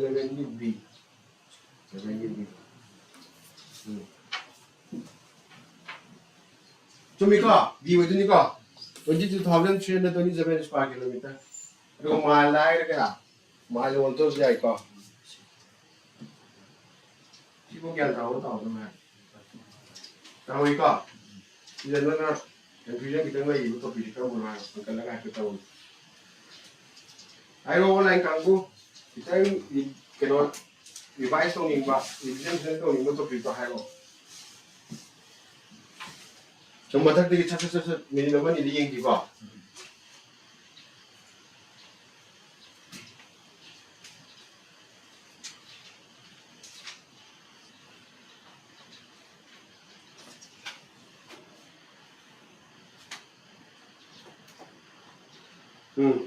As far as the right now, Delhi police station, the impost of the car. Okay, Shanghai, Lamsang, Lamlai, Jiribam, Lemacom, and Morang Regreka. ꯀꯩꯒꯤꯅꯣ ꯃꯥꯁꯤ ꯃꯔꯨ ꯑꯣꯏꯔꯤꯁꯦ ꯍꯥꯏꯕ ꯃꯇꯝꯗ ꯃꯥꯒꯤ ꯃꯒꯨꯟ ꯈꯔ ꯈꯪꯗꯕ ꯌꯥꯗꯦ ꯀꯩꯀꯩ ꯑꯦꯛꯁꯤꯗ ꯀꯩꯀꯩ ꯌꯥꯎꯔꯤꯗꯣ ꯈꯪꯗꯕ ꯌꯥꯗꯦꯀꯣ ꯃꯥꯁꯤ ꯀꯔꯝ ꯀꯥꯟꯗ ꯂꯥꯛꯄ ꯑꯦꯛꯅꯣ ꯈꯪꯉꯦ 1958ꯇ ꯃꯥꯁꯤ ꯀꯔꯝ ꯀꯥꯟꯗ ꯂꯩꯔꯕ ꯑꯦꯛꯅꯦ ꯍꯥꯏꯒꯤ ꯑꯩꯈꯣꯏ ꯄ꯭ꯔꯤ ꯏꯟꯗꯤꯄꯦꯟꯗꯦꯟꯁ ꯃꯥꯒꯤ ꯂꯩꯔꯕ ꯅꯠꯇ꯭ꯔꯥ ꯑꯗꯨꯒ ꯑꯦꯛ ꯑꯣꯏꯅ ꯆꯠꯂꯛꯄꯅ ꯀꯔꯝ ꯀꯥꯟꯗ ꯆꯠꯂꯛꯄ 58ꯗ ꯆꯠꯂꯛꯄ ꯅꯠꯇ꯭ꯔꯣ ꯁꯨꯃꯥꯏꯅ ꯑꯩꯈꯣꯏꯒꯤ ꯀ꯭ꯋꯥꯏꯠ ꯏꯟꯗꯤꯌꯥ ꯃꯨꯚꯃꯦꯟ ꯃꯇꯝꯒꯤ ꯂꯩꯔꯕꯅꯤ ꯌꯥꯔꯦ ꯑꯗꯨꯒ ꯀꯩꯗꯧꯒꯤ ꯁꯤ ꯑꯦꯛꯁꯤꯗ ꯀꯔꯤ ꯄꯋꯥꯔ ꯄꯤꯒꯦ ꯍꯥꯏꯕ ꯃꯇꯝꯗ ꯑꯩꯈꯣꯏꯒꯤ ꯃꯤꯂꯤꯇꯔꯤ ꯀꯥꯡꯕꯨꯗ ꯇꯣꯉꯥꯟꯕ ꯁꯣꯁꯤꯌꯦꯜ ꯄꯋꯥꯔ ꯄꯤꯁꯟꯗꯣꯏꯅꯦꯕ ꯃꯤꯁꯤ ꯀꯩꯗꯧꯕ ꯋꯥꯔꯦꯟ ꯑꯃ ꯌꯥꯎꯗꯕꯤꯗ ꯐꯥꯕ ꯌꯥꯗꯣꯏꯅꯦꯕꯀꯣ ꯑꯗꯨꯕꯨ ꯆꯤꯡꯕꯨ ꯆꯤꯡꯅ ꯇꯥꯔꯗꯤ ꯀꯩꯗꯧꯔꯦ ꯃꯥ ꯍꯥꯏꯁꯤꯗ ꯁꯨꯠ ꯇꯨ ꯀꯤꯜ ꯍꯥꯏ ꯆꯤꯡꯕꯨ ꯆꯤꯡꯅ ꯇꯥꯔꯗꯤ ꯀꯩꯗꯧꯔꯦ ꯀꯥꯞꯄ ꯌꯥꯕꯅꯦꯕ ꯒ꯭ꯌꯥꯟ ꯇꯥꯔꯕ ꯍꯥꯏꯔꯤꯕ ꯑꯣꯐꯤꯁꯔꯗꯨꯅ ꯑꯦꯛꯁ ꯋꯥꯏ ꯖꯦꯗ ꯍꯥꯏꯔꯤꯕ ꯑꯣꯐꯤꯁꯔꯗꯨꯅ ꯀꯅꯥꯒꯨꯝꯕ ꯑꯦ ꯕꯤ ꯁꯤ ꯀꯧꯕ ꯃꯤ ꯑꯃ ꯆꯤꯡꯅꯔꯦ ꯈꯜꯂꯁꯦꯕ ꯑꯗꯨꯇꯥꯔꯗꯤ ꯃꯥꯁꯤ ꯑꯗꯨꯝ ꯀꯩꯗꯧꯔꯦ ꯀꯥꯞꯊꯣꯛꯄ ꯌꯥꯏꯀꯣ ꯌꯥꯔꯦ ꯗꯤꯁꯇꯔꯕ ꯑꯦꯔꯤꯌꯥꯁꯤ ꯀꯅꯥꯅ ꯂꯥꯎꯊꯣꯛꯀꯗꯣꯏꯅꯦꯕ ꯒꯣꯚꯔꯅꯔꯅ ꯀꯩꯗꯧꯕ ꯔꯤꯀꯃꯦꯟꯗꯦꯁꯟ ꯊꯥꯗꯣꯏ ꯅꯠꯇ꯭ꯔꯥ ꯀꯅꯥꯅ ꯂꯥꯎꯊꯣꯛꯀꯗꯣꯏꯕ ꯃꯤꯅꯤꯁꯇ꯭ꯔꯤ ꯑꯣꯐ ꯍꯣꯝ ꯑꯦꯐꯤꯌꯔꯅ ꯂꯥꯎꯊꯣꯛꯀꯗꯣꯏꯅꯤꯀꯣ ꯌꯥꯔꯦ ꯀ꯭ꯋꯥꯏꯠ ꯏꯟꯗꯤꯌꯥꯗꯒꯤ ꯂꯥꯛꯈ꯭ꯔꯦ ꯑꯗꯨꯒ ꯑꯩꯈꯣꯏꯒꯤ ꯀ꯭ꯋꯥꯏꯠ ꯏꯟꯗꯤꯌꯥꯗ ꯃꯇꯝꯗ ꯄꯥꯜꯂꯝꯕ ꯚꯥꯏꯁꯔꯣꯏꯗꯨꯒꯤ ꯃꯃꯤꯡ ꯀꯧꯋꯦꯕ ꯚꯥꯏꯁꯔꯣꯏ ꯂꯂꯤꯠ ꯒꯣ ꯍꯥꯏꯕꯁꯤ ꯄꯥꯜꯂꯝꯃꯤꯅꯤꯀꯣ ꯌꯥꯔꯦ ꯑꯁꯄꯥ ꯀꯩꯒꯤ ꯃꯔꯤ ꯑꯣꯏꯔꯤꯅꯣ ꯍꯥꯏꯕꯁꯤꯗ अरे नोबेल प्राइज फिर क्या पी है ग्रे तरुक पी है ग्रे कई नो physics chemistry economics literature peace and करी मेडिसिन यार कनाना फंगरे थाने सिदा विद पिक्चर पी रे को नोबेल फिजिक्स ने क्या फंगीबा मोयनी फंगबनी मोयनी केमिस्ट्री ने क्या फंगीबा मोय होम अदो सी या ला दम ट्रिक सानरो फिजिक्स यानी मी ममिंग अनि का अहुम लखलमनी सुंगिदरा तुम्हारे को आलमाई करेंगे केमिस्ट्री ने क्या मोय होमनी यारे मेडिसिन ने क्या मोय नी लिटरेचर ने क्या नो मगतनी वे हैंड कांग एला मचा कोरिया मचा एजी पीसु क्या नो कनानो मगतनी जापान मचा नी अरे पीसे करम कंट्री ने पिएबा नॉर्वे ना तो रेस खातु ने कनाना पिएबा हां स्वीडन करेदी इकोनॉमिक्स की कना फंगरे मोय होम फंगरे को यागरे यूएसए इलेक्शन नि थेना बसाना हाइग्रे को डोनाल्ड ट्रम्प ने क्या नेबा मागे 47 सुबह खनग्रे अदे इलेक्शन ने कमाने खेना की हारो साइ फंगीबा पार्टी ने फंगीबा हेना फंगता गदी केदरे मागे क्लब तो केदरे मा लौगने हाइना सी नि मरुवेना खुई इंडिया की खेना रे को द इलेक्टोरल कॉलेज के नो हाइग्रे कोई की हाउस ऑफ द रिप्रेजेंटेटिव क्या है टोटल नंबर क्या ले है कि खर्चा क्या ले है को सेनेट मशीन क्या ले है कि साना 50 ले है सॉरी चाम ले है को कोई इंडिया की दा इलेक्टोरल कॉलेज से कना कना चले है को साना साइगी एमपी बोर्ड हाउस को रेडी इलेक्टेड लेजिस्लेटिव असेंबली की मेंबर को रेडी अमना ब्रिटिश की नो पुजल कार मोदी के सिंगेवा इलेक्टोरल कॉलेज में अरे को लेबो थादर को माइ थादे प्रेफरेंस पीना थादे हाइ को अमो खतन थादे आईडीसी पार्टी मा खतन पामे मा खतन थादे यादे बा मोय मंगा ले पेरा मंगा ले प्रेफरेंस पीना बदो हाना पामदुना हाना कॉपी बिवान अरे अनि सुबुद पामदु पामबे खले कॉपी लास्ट प्रेफरेंस पीबी बा लोय अदा मै आदो येंगा कजने बा अदा प्रेफरेंस पीबी कना ने हेंदे येंगा ने बा हेम बा मेनो के दोनी प्रेसिडेंट ऑफ इंडिया होय को अदा करेंट प्रेसिडेंट ऑफ इंडिया जी कना नो द्रौपदी मुर्मू नत्रो डी मुर्मू स्पेलिंग की लालम पे द्रौपदी मुर्मू है बरा मुर्मू यारे अगोई की कॉन्स्टिट्यूशन लोकसभा की कॉन्स्टिट्यूशन लिस्ट ने पार्टी या मुझे के नानो वाले यूपी ने वाले को मणिपुर की आनो हतक रिजन ने अनि इनर दा अमा आउटर दा अमा यारे तो रेडी ग्लोबल इनोवेशन इंडेक्स के नो हाइग्रे कनाना पब्लिश तो हाइग्रे वर्ल्ड इंस्टीट्यूशनल प्रॉपर्टी ऑर्गेनाइजेशन को इंडिया के रैंक क्या सुद ले हाइग्रे 39 सुद ले हाइग्रे अदुगा 2023 दी क्या होएबा 40 रैंक अदुगा माई कंट्री पार्टिसिपेट तो बड़ा क्या नेबा 32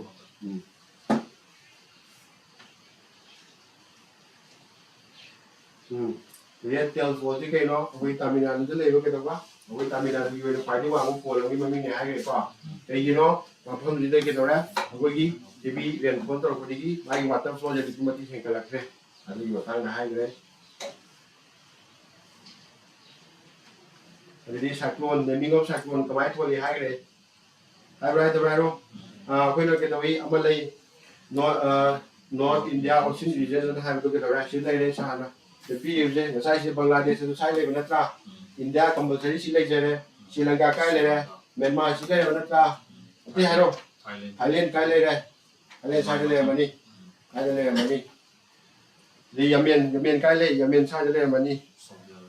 Saudi Arabia Saudi Arabia số nào cái này này ta phải này đi UAE sai này đi nhà bên sai này mà đi chỉ bây giờ chúng tôi cũngจะละกันcái coi ba hồi này sẽ mình phát triển cần chuyện đó cái ai cần cái ai cần cái gì typical region cyclone TCRP है ना ये वो जिस TCRB sorry tropical cyclone regional body है बनी क्या याव है बा 13 याव है मम्मी ची याव है अदुगा मकोई ने मम्मी पीपल कंपनी मम्मी की फाइनलाइज के ना तो है बा हेलो WMO है के तरीके ना World Meteorological Organization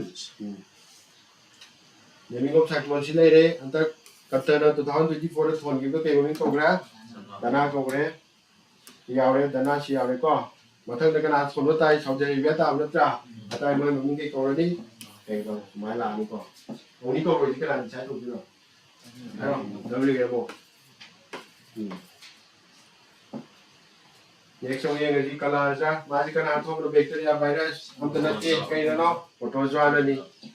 cái đó có cái đầu tiên nhiều là cái nó cái gì World Health Organization cái mai cái tài mà tụi nó cái đó cái mà thằng nào cái gì ra đấy cái Kala-Azar hay cái gì sẽ chúng ta cái đầu này hay cái có gì lấy cái gì vậy nhiều slide giờ mà cái nó hay mà cái đó là của tôi ra thuần bạ cái nào một cái làm gì cái lấy na cái đó là na và mình sẽ lấy được không để mà cái làm bạ tin là thuần cái làm mà na càng là thuần bạ là thế xem thấy là thuần bạ thì cái cái gì mồm thì bây giờ cái mồm được không mà nuôi nó bận này bận rồi thì càng mà nó cái ấy sao vì lúc nhớ chân đi bạ tôi nói tôi cái malnutrition nó không qua mi lấy được không mà nuôi này tại lai là mi hay tại lai mà mi hay thì cái đó là nuôi nuôi chỉ cần là lai nuôi nuôi số này qua tang nuôi nuôi số này đánh ra lai nuôi nuôi số này số cái số này lai là mi ngọc cái này cái gì mà tầm xa là lai nuôi người ta thì cái đầu tiên số nào cái đó sa nuôi nó sang cái là nhiều số nó sang người ta cái đấy đánh ra lai nó rất rõ vì mà nuôi nó cái lai rồi bị gì thì số này chứ giờ đấy mà cái symptom cái nói ra cái có symptom biết cái sao ra the classical language kamai na include to gani mai criteria jing du kai no ano basan gi balon ni no kai no Marathi Pali Pakit Assamese and Bengali language lai ge ko vậy đấy ko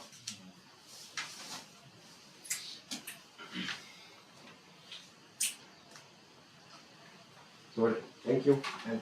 God bless you see you ko specialization basวันไหนทำผู้ใหญ่ก็เฮงมุกทิ้งนะสิเฮงทั้งแต่ว่าเฮงจุดมุกกันโอ้ยใครนี่ใครที่คลาสไหนดีกว่า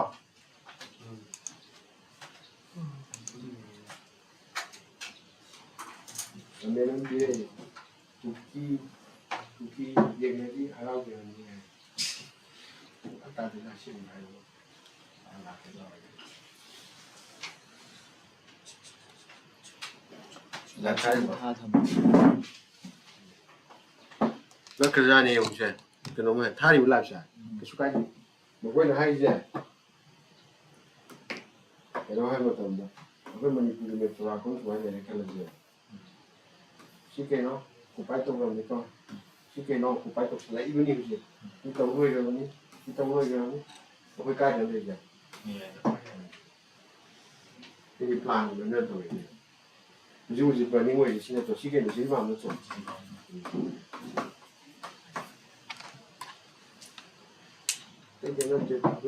timing nó mà ta hay biết rồi mọi timing nó ta hay sẽ cũng thật kịp timing đó 2:30 p.m. to 8:30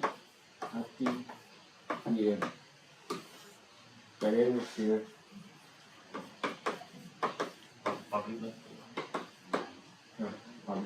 public work public time cái này là ngày sinh nó sự ảnh Mesti dong nanti bagi ini kuari le betul konting nama di situ mau. Mana masih kita tak bisa tahu. Masuk ni tu. Mana cara macam. Halah terus ni mah. Semua asal kan khabar ni sana. Shahrukh Khan की brand.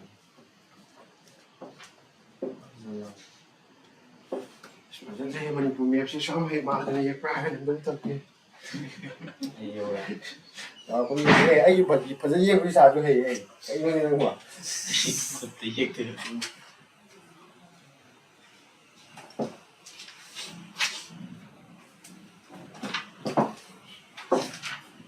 Nasi lingkung tu cakap yang mana? Hai bawa ya ya. Grup yang Grup tu. Kalau tu PDF tu kami apa? Ci ship tahu dulu. Tahu dia siapa tu? Mana lah orang tu. Tudo mais. Eu já ia todo certo. Aí, Yang mana?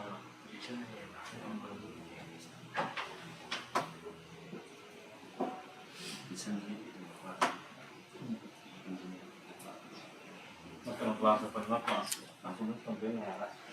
Ini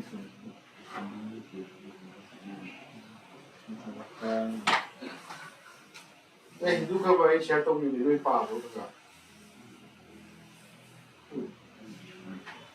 Kau bawa apa tu mui?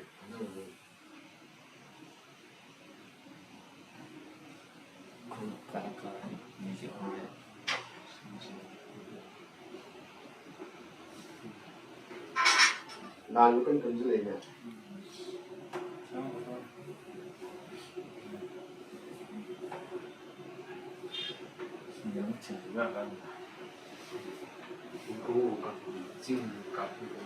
Tapi ni kan profesional. Mesti cing dah tiga dah. Tu apa ni orang? Cing dia macam apa? Kata ni macam tu. Melihat kau nak semua tu. Aduh di lah, tu dah ada ada sih macam. Lah naik tak ada alam. Jadi dah jadi macam apa tu lah. Aku ini cookie je use tu ni, mana? Mana dah ada ni apa? Aku macam tinggal ni kan apa? 야, 다들 나 좀. 처음부터. 응. 지금 거. 자, 우리 나. 원래 내가 우리가 우리 뒤에는 통이고, 우리는 띵관에 나오자. 여기 머니푸르에서 뭐는 나오는데 못한 거 무슨 거 나오는 거예요. 아, 나 뭐가 나시나 봐. 이제 유서죠. 영 뭐이게 밝히 이거나 뭐이게 진짜 뭐이게 그나 하기 하는 거. 이거가 나오는 거. 레디 거기 인다고 메르기 이거나 너무 감동이야. 아다지 뭐이 아니지 커먼트 니미가 나와요. 거기 포치워야 그러다. 아다리 그러다. 거기가 시제 유서로 간다. 시제 유서로 간다 그러더라. 이모터로 시나고. 아다가 뭐이 반도에 그거에 간다 거. 저도 하는 거. 시제는 폼들이 유스터 아주 왜 그런 게 아주가 아코이는 와이는 그 와이는 하면 좀 루징을 갖다 와있다. 아코이는 와이 이제 로엔의 프로블렘 봐. 로엔의 프로블렘이 그다음에 아코이게 콘스티튜션 게 해. 유네리 사이마마 스테이트 사이마마 그러니까 이 로엔의 프로블렘이 게 하면 거의 나 처음은 부터 봐야지. Aduh kita sigi low end order kerja, kenapa leh? Step leh. Macam Kala-Azar. Kita mau tinggal lagi betul tak betul hari lah. Aku tahu. Kau betul tidak. Trong chiếc không đeo gì. Mà đâu đi đây, nó phải có không được mà. Bây giờ này.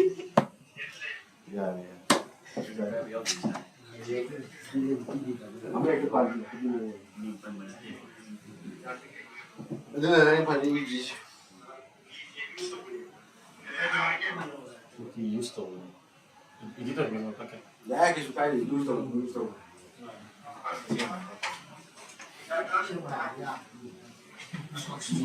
cái này đều là hai Hai uji. đá đây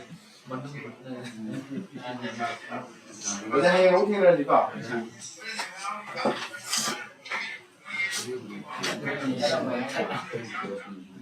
숨을 골랐어요. 바로 맞아야 돼. 사람 많이 더봐. 하. 빨리. 사이가면 딸이라. 이거 아직 게임 아직 팀 뭐지 여기 보이라. 김도 시 없다고 냉자니. 시대 소고기 시는 말이다. 무슨 레벨 말이야?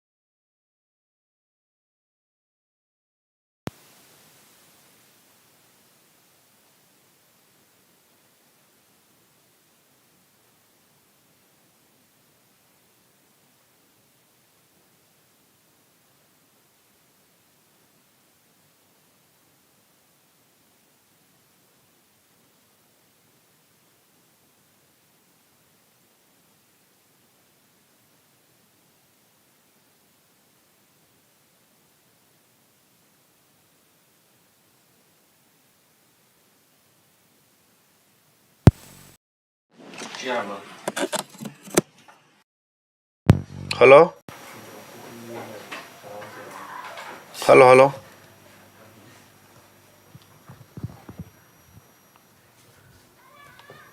Hello, hello. something is go. Tabi umya?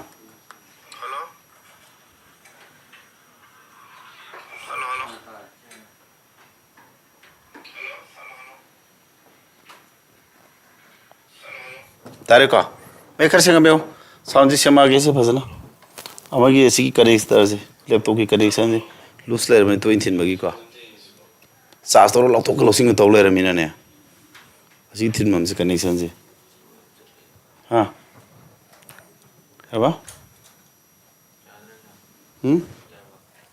Okay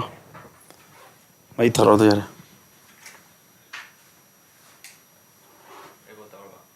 तो उधर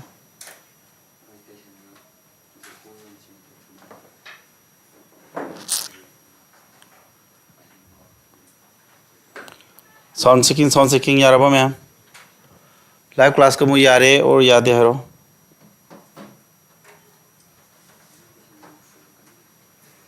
यार बो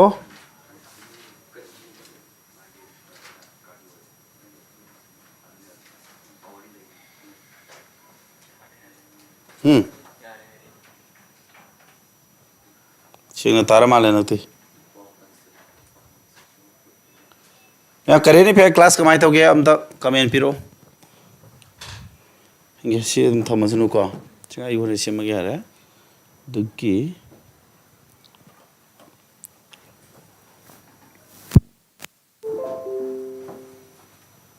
आई tablet उन तो SIM तो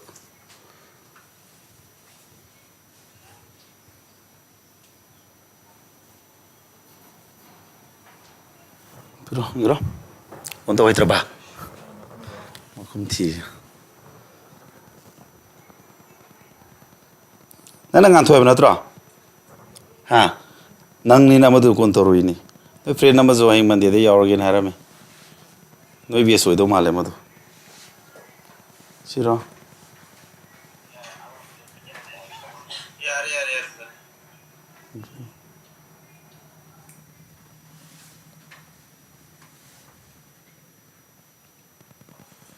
Yes.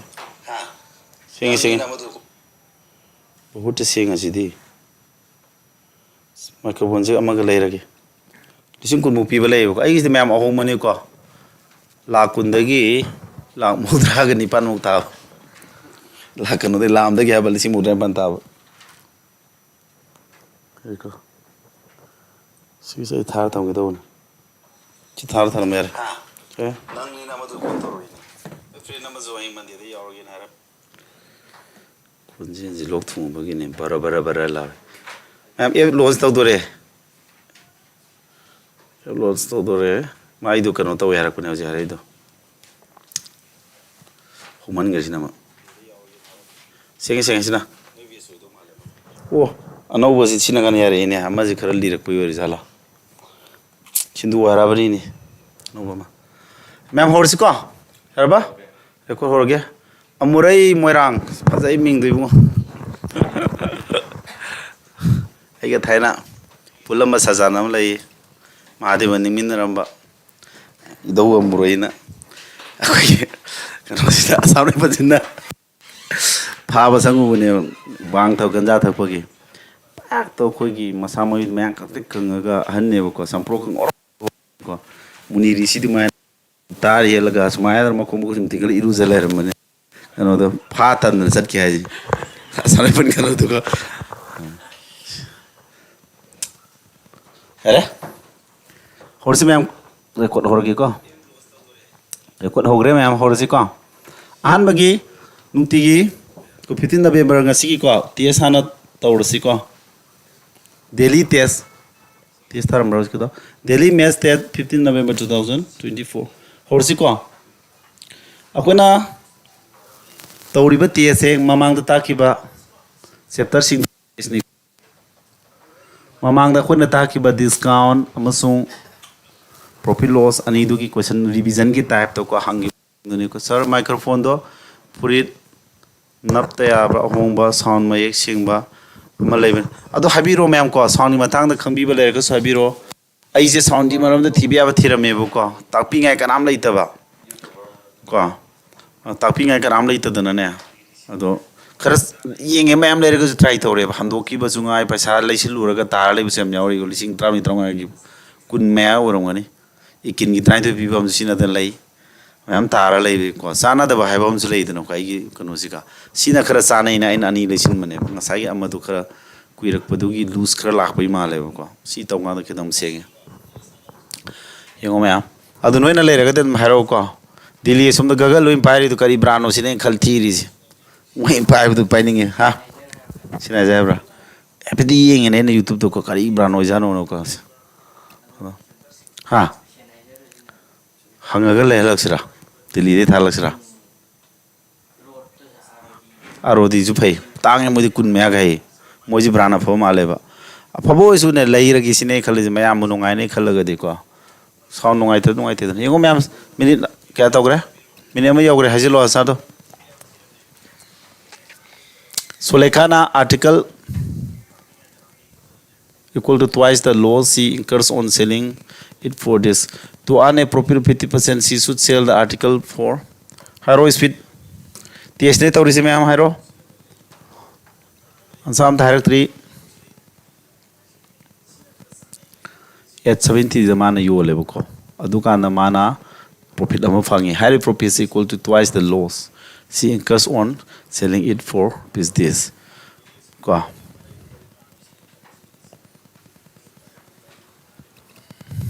Ko. Priya ki e tare Priya ne khume su mobre ansa haramina khola ji ko cp do x logo done mana kya yor ma tungi ba e 70 yor ma tungi na tro profit ji kya ta ni e 70 dagi profit ji sp dagi cp khaduk ta na adi am kya yor ma mangi ba 450 yor ma mangi na tra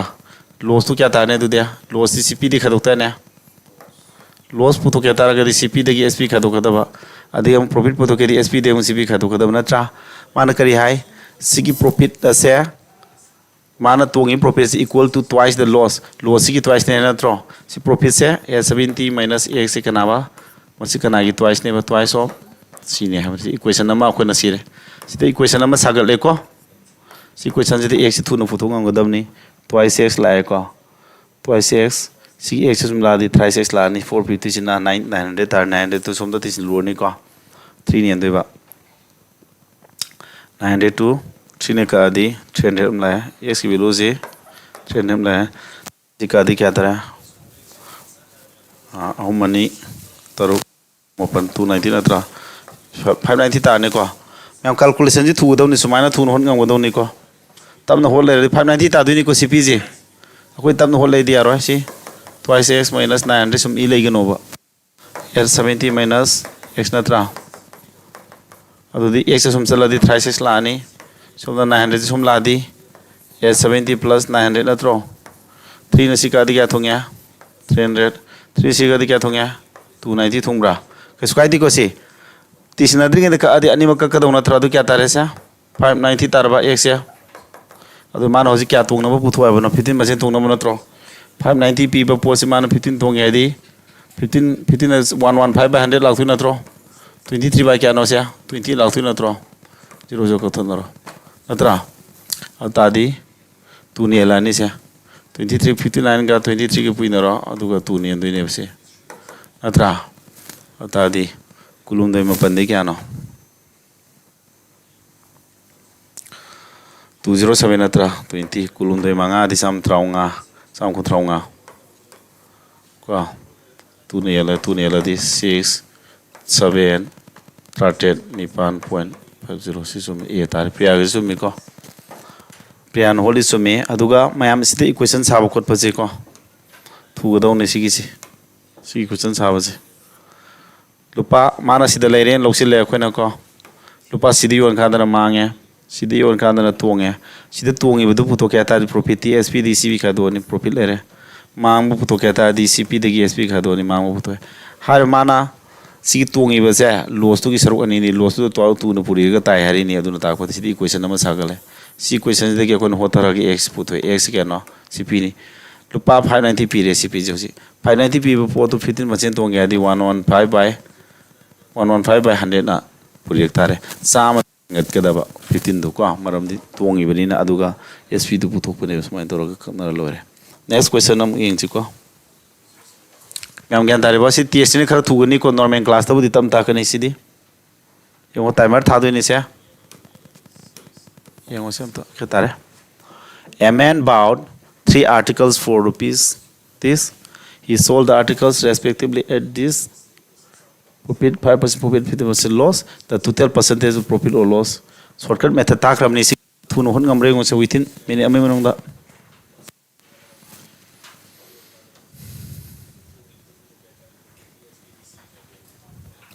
second manga ho jai ko si angka je second manga ho ja trick amade lei bani re ngo Ranjan withdraw horen class lo rekanda ko ai ngonda amtang adum madu suggestion kra to biro priya na hai ji sume priya gyan sa sume ai ta kre si ko ta ki bangak tani ko aina test story sing ta ki bangak tani ko ai amana profit percent lo gre profit percent 90% hen cover ta urabani ko mix question type khara khak nai na wa lo bu tani adu adum raw la kani ai amana adu aina ta ki me am du dagi adum khara bangak tani ko अतै ध्यान रख पूरा प्रिया दे हरे प्रिया गिसी सुमे अइना ताकिबा type तु Nising bro ngaigi gi ko ato pansa pinar prenge palising hom pi report hom leire man yor matan amadana 10% amadana 5% amadana 50% mange profit or loss an du kyan manga sangoi bes phajana adune angka gi di adam ni ko kamai khot ka dage haina khali kanda ne matam sangdui se amuregi ju sume mieni chuma mina holage ko se yong ko aina taugi bata ai gi type khaido ta ki dare noida ta pra thang dabra type khaido ko sem cp ko cp sab mana bai thakre ko cp sab mana raga di cp du kya kya no pot hom do 300 3000 natra cp sab amana 10% profit natro profit plus sign amana kya 5% profit natro amana 15% loss natro makoi homgi average puthu hai bane overall profit loss kya thanga da gya di makoi homgi si plus minus di plus ke 15 da 15 khadu 0 tarba ado average aji makoi homni na pot homni na 3 yela ni ko matok te 0 ta doro mina hore 0 la ni 0% ha ba jumang de tong de smai ta khi koi trick ta sigi magi 3000 values kam da ka si direct question yaw gram ne haidi simak natraga su masing thokpa siga manaba type ta khre same cp oibagi di average puthokani na kandai ko average puthokba je kamai puthokada ge haga di atong moduna plus sign ko amang moduna minus sign adu di plus 10 plus 5 minus 15 moi hum punsilo average puthokedi total puthoba se tisnare sina minus ala be khado 0 tare adu di average puthodi pot hom ni na 3 ni lai pot ani war di 2 ni la kadaw ni ko du de ko se hana gi noina mu recall to budasu ya ni khale copy पे तौगे से तो होगा screenshot लोगे के Dogra mobile app launch तौरबनी को मैं आमेगी का हजिक से प्ले स्टोर दा तू देश संगी नि है अदुगा आई कोचिंग याव सात्र गी दिंगा सी फंगना बदम WhatsApp ग्रुप तो थाना बतौरागे अदुगा नोय WhatsApp तगी डाउनलोड तौसुलो वीडियो खरा था पर होरने मतम मनाउ नाइना ताकि क्लासिंग को क्लास प्लानिंग PDF पावे अब प्रिपरेशन नोय जिके साना पीरी में आम तो चाय खायरगा लेरे मनी नोय दे जुका एप तू द पुंजिल लगा महम चाना अखोगी टेबल लमदा जुमदा लेपान टेबल अम खिले टेबल न कन लरी पाना ब्रेक थमे नाना पानिंग में हम साम पैरे थमबगी टाइप तो को एफसी न तौर कदुइने बा नाना पानिंग ब मीना संगिल पारु या बा पानिंग द मी तो या बा अदुइ मोंग द सिन मने बे बा हिजको अदु आहान भागल पनी सिदा एफसी द सिदा आहान ब गोइना PDF का वीडियो से फजन सप्तन यंग या बा PDF से मरंग कायना मफम साना फंगबा सिनी मरो मसक फजदबा एप की अवाना पा म्याम मतम तम न सो अग्रेप तोरक लेपोइबो को next timer am thage aina sem question ne ko ai ju question saba orom ne khara yo nang na pot manga lei matam na pot y item ji free da ha pe ba ado nang na phangi discount 37.5% discount ne ba ado the y square value to kya no kya ta ne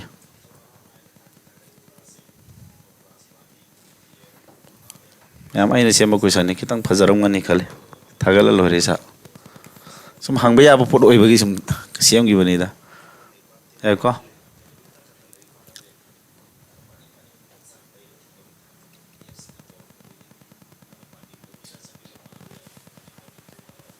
current affair ꯀꯌꯥꯝ ꯇꯥꯏ ꯉꯁꯤ ꯍꯥ ꯅꯪꯊꯣꯛꯑꯦ 10 ꯊꯛꯄ꯭ꯔꯥ ꯇꯧꯁꯟ flow ꯑꯃ ꯂꯥꯛꯆꯅꯤꯀꯣ ꯅꯪꯗꯕ ꯈꯣꯠꯇꯕ ꯂꯩꯕ꯭ꯔꯥ ꯄ꯭ꯔꯤꯌꯥꯒꯤ answer ꯍꯥꯏꯔꯦ ꯄ꯭ꯔꯤꯌꯥꯒꯤꯁꯤ ꯆꯨꯝꯃꯤ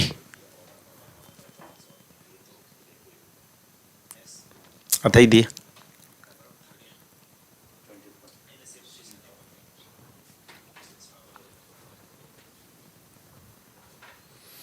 ꯌꯦꯡꯉꯣ ꯄꯣꯠ ꯂꯩꯕꯗ ꯍꯥꯞꯄꯩꯁꯦ ꯌꯥꯝ ꯊꯣꯛ ꯍꯪꯉꯤꯗꯅ ꯊꯣꯛꯑꯒ ꯍꯪꯕ ꯑꯗꯨꯝ ꯌꯦꯡꯉꯣ ꯍꯌꯦꯡ ꯁꯣꯏ ꯍꯪꯉꯛꯀꯅꯦꯕ ꯁꯤ ꯅꯣꯡꯃꯗꯤ ꯁꯣꯏꯗꯅ ꯍꯪꯕ ꯌꯥꯕ ꯀꯣꯏꯁꯟ ꯑꯣꯏꯕ ꯑꯦꯛꯖꯥꯝꯗ ꯁꯤ ꯇꯥꯏꯞꯇꯤ ꯊꯦꯡꯅꯕꯗꯤ ꯊꯦꯡꯅꯗ꯭ꯔꯤ ꯕꯠ ꯍꯪꯉꯛꯄ ꯌꯥꯏꯑꯕ ꯁꯦ ꯌꯥꯔꯕ ꯄ꯭ꯔꯤꯌꯥꯒꯤ ꯆꯨꯝꯃꯦ ꯑꯇꯩꯗꯤ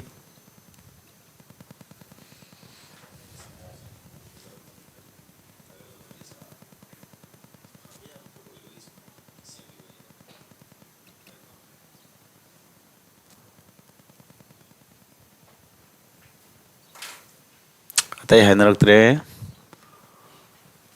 ꯃꯤꯅꯤꯠ ꯑꯅꯤꯗꯤ ꯍꯦꯟꯅ ꯆꯪꯍꯟꯒꯨꯝꯁꯤꯀꯣ ꯈꯟꯕꯩ ꯇꯥꯏꯃꯤꯡꯁꯨ ꯈꯔ ꯄꯤꯁꯤ ꯇꯧꯕꯅꯤꯗ ꯇꯦꯁꯁꯤꯀꯣ ꯍꯧꯕꯗ ꯉꯥꯏꯔꯤ ꯇꯦꯁ ꯉꯁꯤꯒ ꯅꯨꯃꯤꯠ 6ꯅꯤ ꯁꯨꯔꯕ ꯅꯨꯡꯇꯤꯒꯤ ꯇꯦꯁ ꯇꯥꯛꯈꯤꯕ ꯆꯦꯞꯇꯔꯁꯤ ꯁꯨꯝ ꯇꯦꯁ ꯇꯧꯔꯒꯗꯤ ꯅꯣꯏꯗꯁꯨ ꯔꯤꯚꯤꯖꯟ ꯑꯣꯏꯖꯔꯦ ꯑꯣ ꯑꯩꯅ ꯂꯥꯏꯔꯤꯛ ꯄꯥꯔꯤꯁꯦ ꯀꯥꯆꯤꯟ ꯀꯣꯏꯌꯥ ꯌꯧꯗ꯭ꯔꯤꯀꯣ ꯍꯥꯏꯕꯁꯨ ꯈꯪꯖꯔꯦꯗꯅ ꯑꯣꯐꯂꯥꯏꯟꯒꯤꯁꯨ ꯑꯆꯨꯝꯕ ꯑꯟꯁꯔ ꯂꯥꯛꯑꯦ ꯑꯗꯨꯗꯤ ꯑꯩ ꯍꯧꯔꯒꯦꯀꯣ ꯑꯩꯈꯣꯏꯅ ꯀꯔꯤ ꯍꯥꯏ ꯄꯣꯠ ꯂꯩꯕꯗ ꯐ꯭ꯔꯤ ꯍꯥꯞꯄꯒꯗꯤ ꯐ꯭ꯔꯤ ꯑꯥꯏꯇꯦꯝꯗꯨꯅ ꯗꯤꯁꯀꯥꯎꯟ % ꯄꯨꯊꯣꯛ ꯃꯇꯝꯗ ꯄꯣꯠ ꯂꯩꯕꯗ ꯐ꯭ꯔꯤ ꯍꯥꯞꯄ ꯃꯇꯝꯗ ꯗꯤꯁꯀꯥꯎꯟ % ꯄꯨꯊꯣꯛꯀꯦ ꯍꯥꯏꯇꯥꯔꯒꯗꯤ ꯐ꯭ꯔꯤ ꯑꯥꯏꯇꯦꯝꯗꯨꯅ ꯃꯊꯛ ꯊꯝꯗꯣꯏ ꯅꯠꯇ꯭ꯔꯣ ꯀꯣ ꯑꯗꯨꯒ ꯃꯈꯥꯗꯅ ꯀꯔꯤ ꯇꯣꯇꯦꯜ ꯑꯥꯏꯇꯦꯝ ꯅꯠꯇ꯭ꯔꯣ ꯇꯣꯇꯦꯜ ꯑꯥꯏꯇꯦꯝꯗꯨꯅ ꯃꯈꯥ ꯊꯝꯗꯣꯏꯅꯦꯕ ꯑꯗꯨꯒ ꯄꯔꯁꯦꯟꯇꯦꯖ ꯄꯨꯊꯣꯛꯄꯩ 100 ꯅꯠꯇ꯭ꯔ ꯂꯥꯛꯇꯣꯏꯁꯦ ꯌꯥꯏꯀꯣ ꯁꯦ ꯑꯗꯨꯀꯥꯟꯗ ꯁꯤ ꯇꯥꯔꯛꯄꯅꯦꯕ ꯑꯗꯨ ꯃꯨꯟꯅ ꯇꯥꯔꯣ ꯁꯤꯒꯤ ꯇꯣꯇꯦꯜ ꯑꯥꯏꯇꯦꯝ ꯍꯥꯏꯁꯦ ꯃꯈꯥꯗ ꯊꯝꯃꯤꯕ ꯇꯣꯇꯦꯜ ꯑꯥꯏꯇꯦꯝꯁꯦ ꯀꯔꯤꯒꯤ ꯃꯥꯟꯅꯩ ꯑꯃꯔꯣꯝꯗ ꯍꯥꯏꯔꯒꯗꯤ ꯇꯣꯇꯦꯜ ꯑꯥꯏꯇꯦꯝꯁꯦ ꯃꯥꯔꯛ ꯄ꯭ꯔꯥꯏꯁꯀ ꯃꯥꯟꯅꯩꯕ ꯃꯊꯛꯇ ꯂꯩꯁꯤꯅ ꯗꯤꯁꯀꯥꯎꯟꯒ ꯃꯥꯟꯅꯩꯕ ꯗꯤꯁꯀꯥꯎꯟ % ꯄꯨꯊꯣꯛꯄꯒꯤ ꯗꯤꯁꯀꯥꯎꯟ ꯕꯥꯏ ꯃꯥꯔꯛ ꯄ꯭ꯔꯥꯏꯁ ꯑꯩꯈꯣꯏ ꯏꯟꯇꯨ 100 ꯆꯞ ꯃꯥꯟꯅꯩ ꯗꯤꯁꯀꯥꯎꯟꯗꯣ ꯃꯥꯅ ꯀꯌꯥ ꯄꯤꯔꯝꯃꯤ 37.5% ꯄꯤꯔꯝꯕ ꯅꯠꯇ꯭ꯔꯣ ꯁꯤ ꯐ꯭ꯔꯦꯛꯁꯟꯗꯗꯤ ꯀꯌꯥ ꯃꯥꯟꯅꯔꯤꯕꯁꯦ 3/8 ꯁꯤ ꯕꯥꯏ ꯇꯧꯕꯁꯤ ꯁꯤ ꯕꯥꯏ ꯇꯧꯒꯗꯕꯅꯦꯕ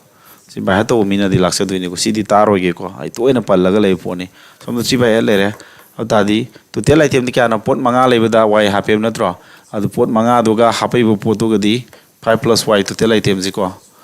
ꯃꯊꯛꯇ ꯀꯌꯥꯅꯣ ꯐ꯭ꯔꯤ ꯑꯣꯏꯔꯤꯁꯤꯅ ꯐ꯭ꯔꯤ ꯑꯥꯏꯇꯦꯝꯁꯤꯅ ꯀꯌꯥꯅꯣ ꯋꯥꯏꯗꯨ ꯅꯠꯇ꯭ꯔꯣ ꯁꯤꯗꯒꯤ ꯏꯀ꯭ꯋꯦꯁꯟ ꯁꯥꯔꯣ ꯁꯤ 100 ꯁꯤꯖꯤꯟꯅꯔꯨꯅꯨꯀꯣ ꯁꯤ ꯁꯣꯝꯗ ꯐ꯭ꯔꯦꯛꯁꯟ ꯐꯣꯝꯗ ꯁꯤꯖꯤꯟꯅꯔꯦꯕ ꯃꯔꯝꯗꯤ ꯁꯣꯝꯗ ꯐ꯭ꯔꯦꯛꯁꯟ ꯐꯣꯝ ꯁꯤꯖꯤꯟꯅꯕꯅꯤꯅ ꯁꯤꯒꯤ ꯄꯔꯁꯦꯟꯇꯦꯖ ꯂꯧꯊꯣꯛꯑꯁꯤ ꯄꯔꯁꯦꯟꯇꯦꯖ ꯚꯦꯂꯨꯗꯤ ꯁꯤꯖꯤꯟꯅꯗ꯭ꯔꯦꯕ ꯑꯩ ꯐ꯭ꯔꯦꯛꯁꯟ ꯑꯣꯏꯅ ꯌꯨꯁ ꯇꯧꯔꯕꯅꯤꯅ ꯁꯤꯒꯤ ꯄꯔꯁꯦꯟꯇꯦꯖꯀꯤ 100ꯁꯤ ꯂꯧꯊꯣꯛꯑꯣꯀꯣ ꯒ꯭ꯌꯥꯟ ꯇꯥꯕ꯭ꯔꯥ ꯍꯥꯏꯁꯦ ꯑꯗꯨ ꯇꯥꯔꯒꯗꯤ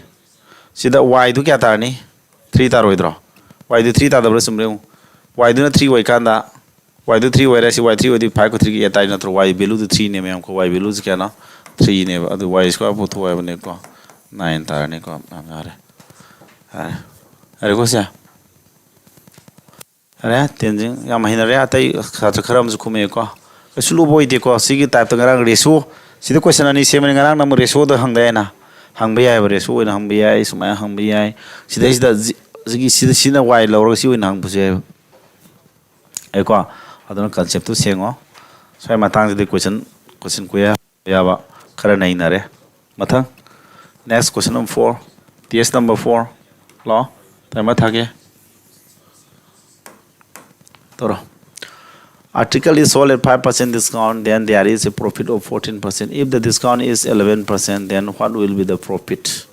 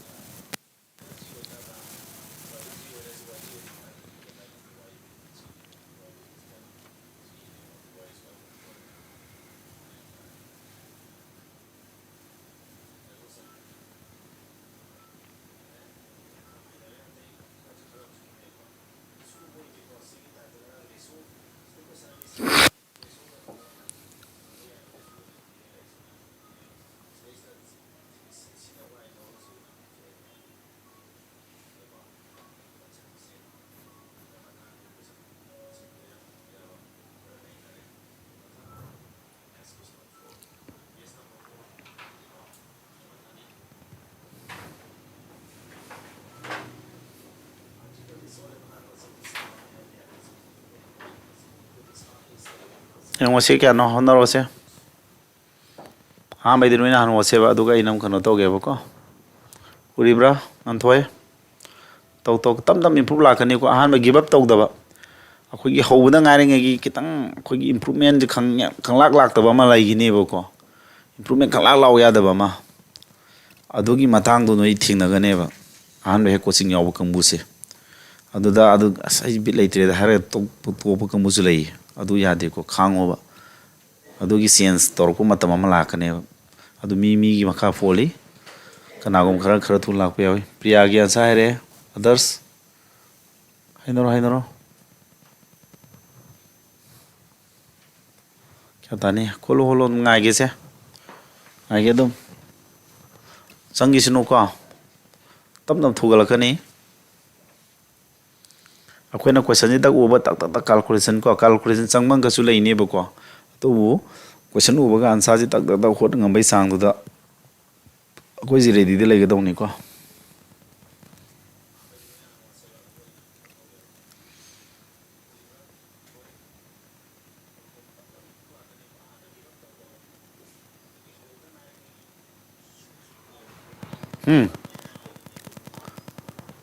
ꯃꯤ ꯑꯅꯤ ꯍꯥꯏꯅꯔꯕ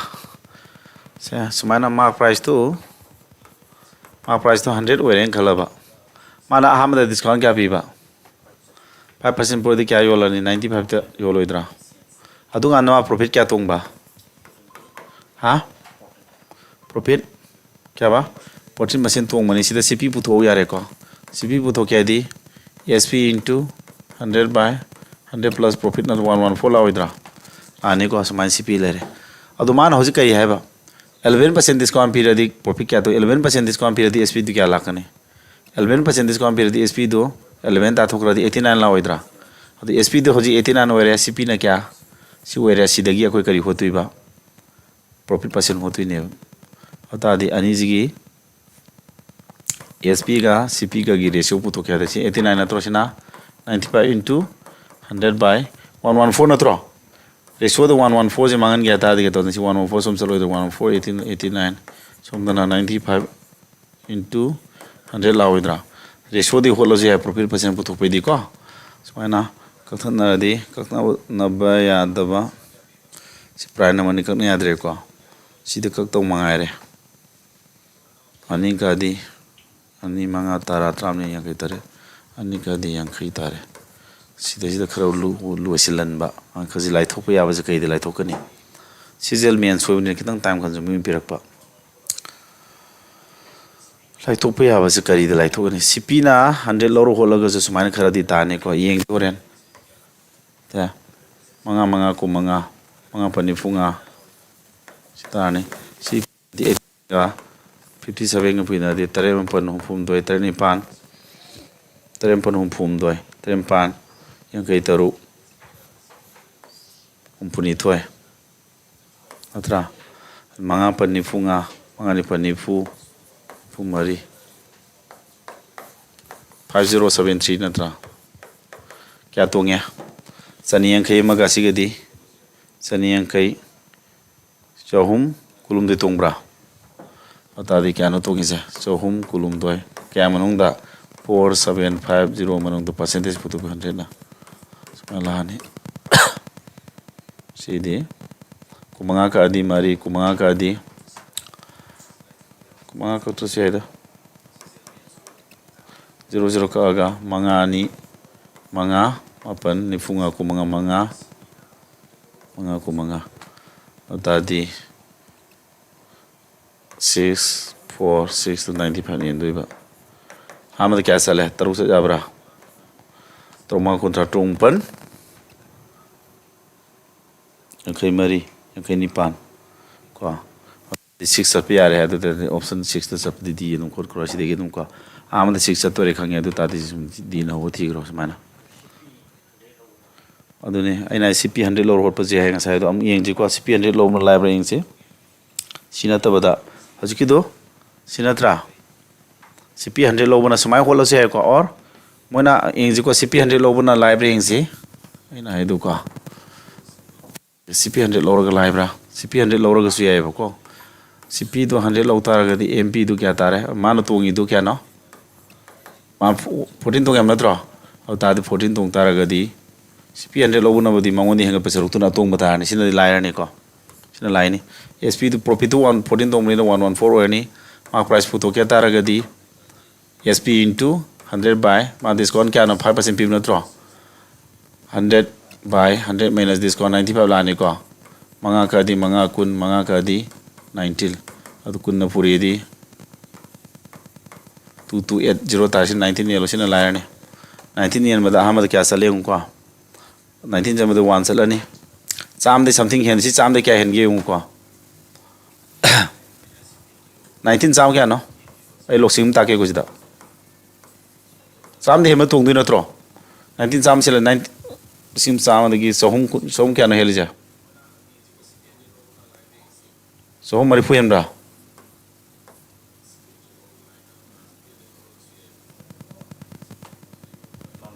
ma price si na tro ma price ni adigi ma discount kya pi duria ha 11 pi duri ko adu di yaro ma price si thong ko ma price le re ma price 11% discount pi di kya no new SP je new SP je 2280 19 ni ko manat 11 am ta di kya yolo ni 89 by kya 100 am yolo idro sumi ko mala ni ata di 19 ka podi prana mani yaro ko si 19 ka podi sikija 19 thoye ko sumi ai ka odre hojum ka pyare sida 19 si tai ko 19 ka di 6 samu kun tai ko discount 11 period di new SPG kya tare new SPG sam kun dagi 11 discount period 89 by 100 lani ota di kakna dabana phaisi di ko tienu le mer trying to mapan sam ni pan ko ye obviously de gedum thiare trying to mapan sam ni pan trying to ni pan mauta tu tarap siladi sama taru malaya ko tienian bagi point la ni CP 100 lobuna sidai hengali saruk tu tong yara ni ko hengali saruk tu profit percent do si la ni ko sumana CP 100 lobuna di laire me ko hojiki ama lobu tu siawadi ya du lu ni ba are chuin holo CP 100 logi benina profit percent puthur matam da hengali saruk tu percentage part su yare ye nadra su yare dana aduna lai hele ko haba mana CP 100 loka na mana 14% tong ya ni si ko SP ko ni si lai si loksin matam da adu mark price photo carry SP into mana discount 5% pi habri na 100 by 100 minute discount ka tan raga mark price 130 tare hoji man 11% discount pi ram magadi hadi 11% discount pi radi sidoni wala ni ko asmana next last question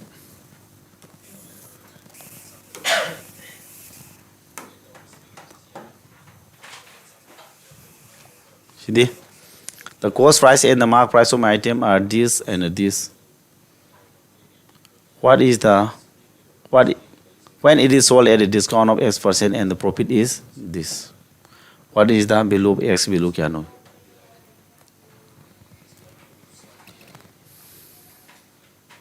Sidi CGL 2021 ki holom ta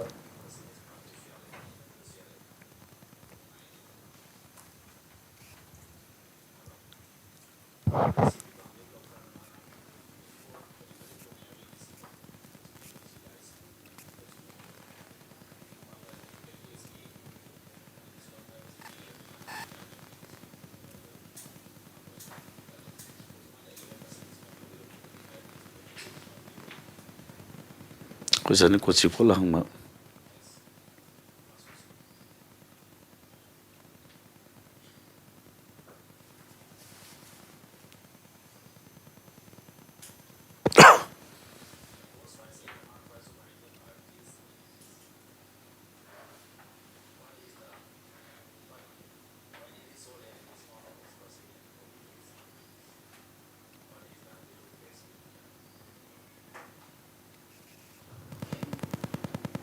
क्या तारा ba hai naro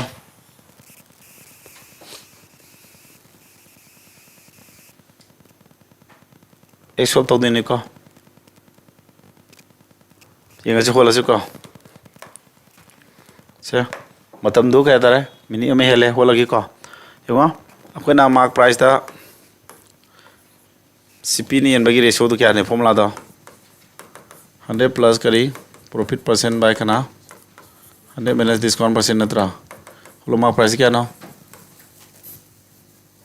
cost price sin natra the 100 plus profit kya no 100 plus profit percent sin natra na 100 minus discount is to khaduk tu natra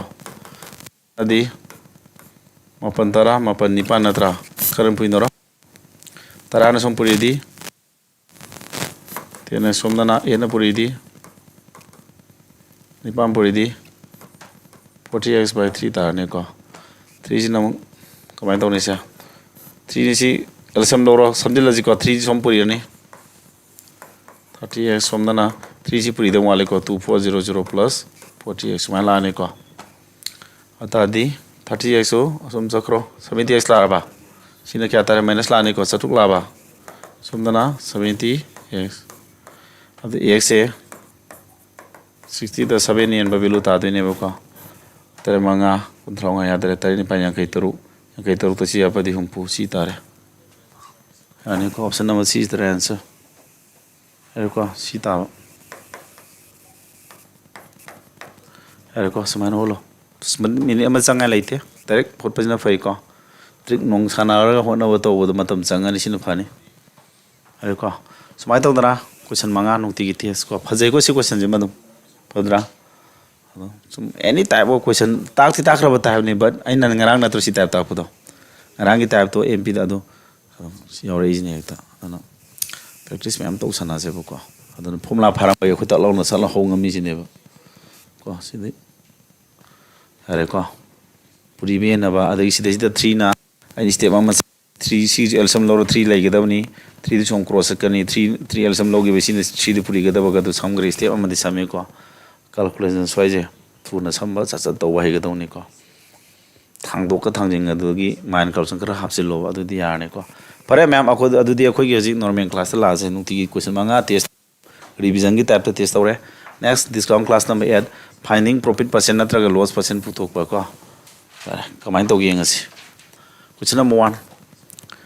dealer amana pot ma mark price lising kun piram se mana discount 10% amasung 8% pire aduga mana ma sida ida lupa lising amaga samari ni puja sanjin madam sangya aduga mana lupa suk to yon thwe hane moti yon thwe natra my profit percent loss percent kya no discount the profit percent loss percent 10 plus 2 gi question ne ko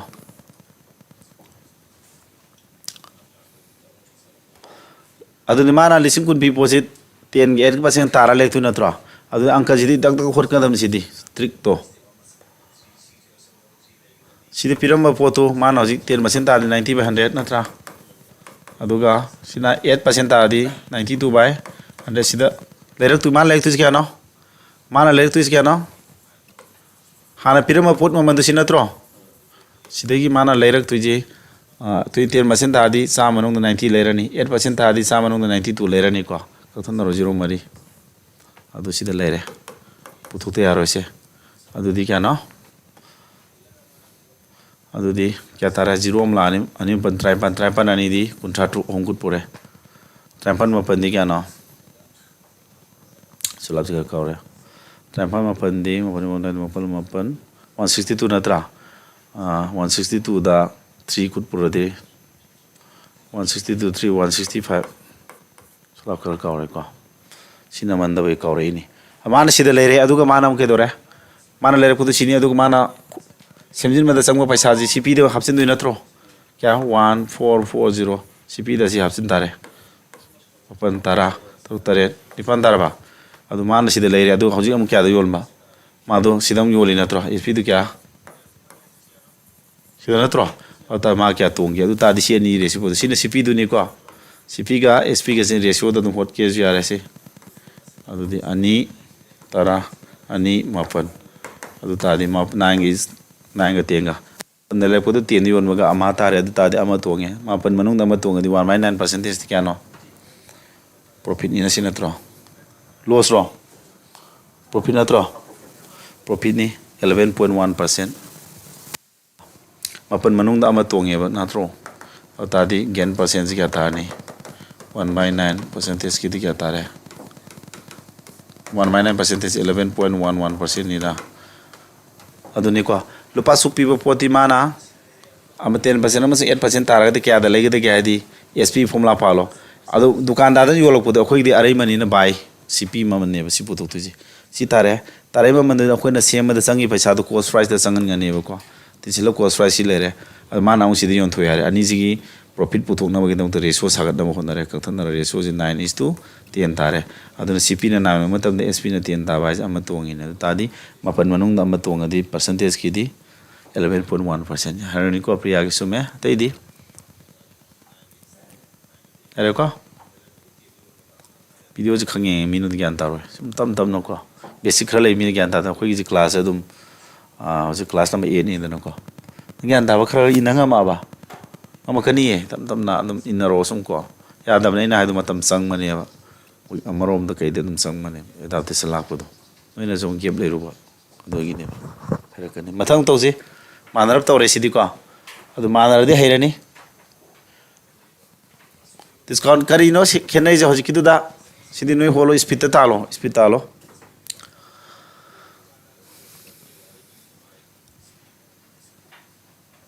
yo hoji kidu palo honaro se haro se lising kun pi bodo sase discount ni pire kun ko manga ga di kya ta hai ku manga tara ba minus kun manga ga di 24% ta ba samana re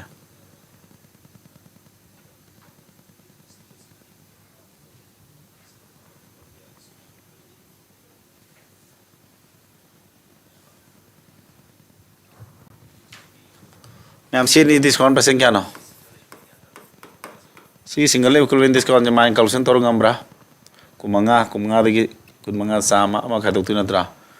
24% ताई को से और तादि माना लुपा लिसिंग कुन P बा पोतो आना मा सी क्या लेते बस सीपी क्या वरनी आदि दुकानदार ने योलुम मंदो अखोना दि लई दुरी मिना सीपी हरगे को कसुकाई दे को दुकानदार ना लुपा लिसिंग कुन पी पोतो 24 तारा क्या दा योलक दुइबा 96% ऑफ साम द कुन तारमिना इसिंग कुन जिसी योलक दुइ नत्रो अदु दि क्या तारे अनि तु ट्राइन to impan traimpan tramba sidi yola kadui ne ba are ko sidi yola kadui ni adu ga mana ke dore dukana yolok ma da khoin dilere mina khoi cp si lere adu mana khorsa kya chele si hapsin duina tro adu kya tare sa adu di hoji akoina leiri ma manje cost price si chingan grani maram di simjin ma da changi paisa da chu cost price da hapsin grani adu ga mana ke do ba lupa lising kun namang yon thoe lupa lising kun namang yon thoga de kaya mo tonga dori ba manga ni ko profit em to wera ro adu da di cp du si wera cp du hoji si lere ko yoli du na kya lising kun ni adu re so da du talo si dai diang ka sam yara bani ko adu ts mang na tabina tabna ta ke ko kuma thui du kun di wala di kya mangya amalo so da 1/21% takla da ne 1/21% kya ta gi ha percentage na terus ya kau tahu bro ha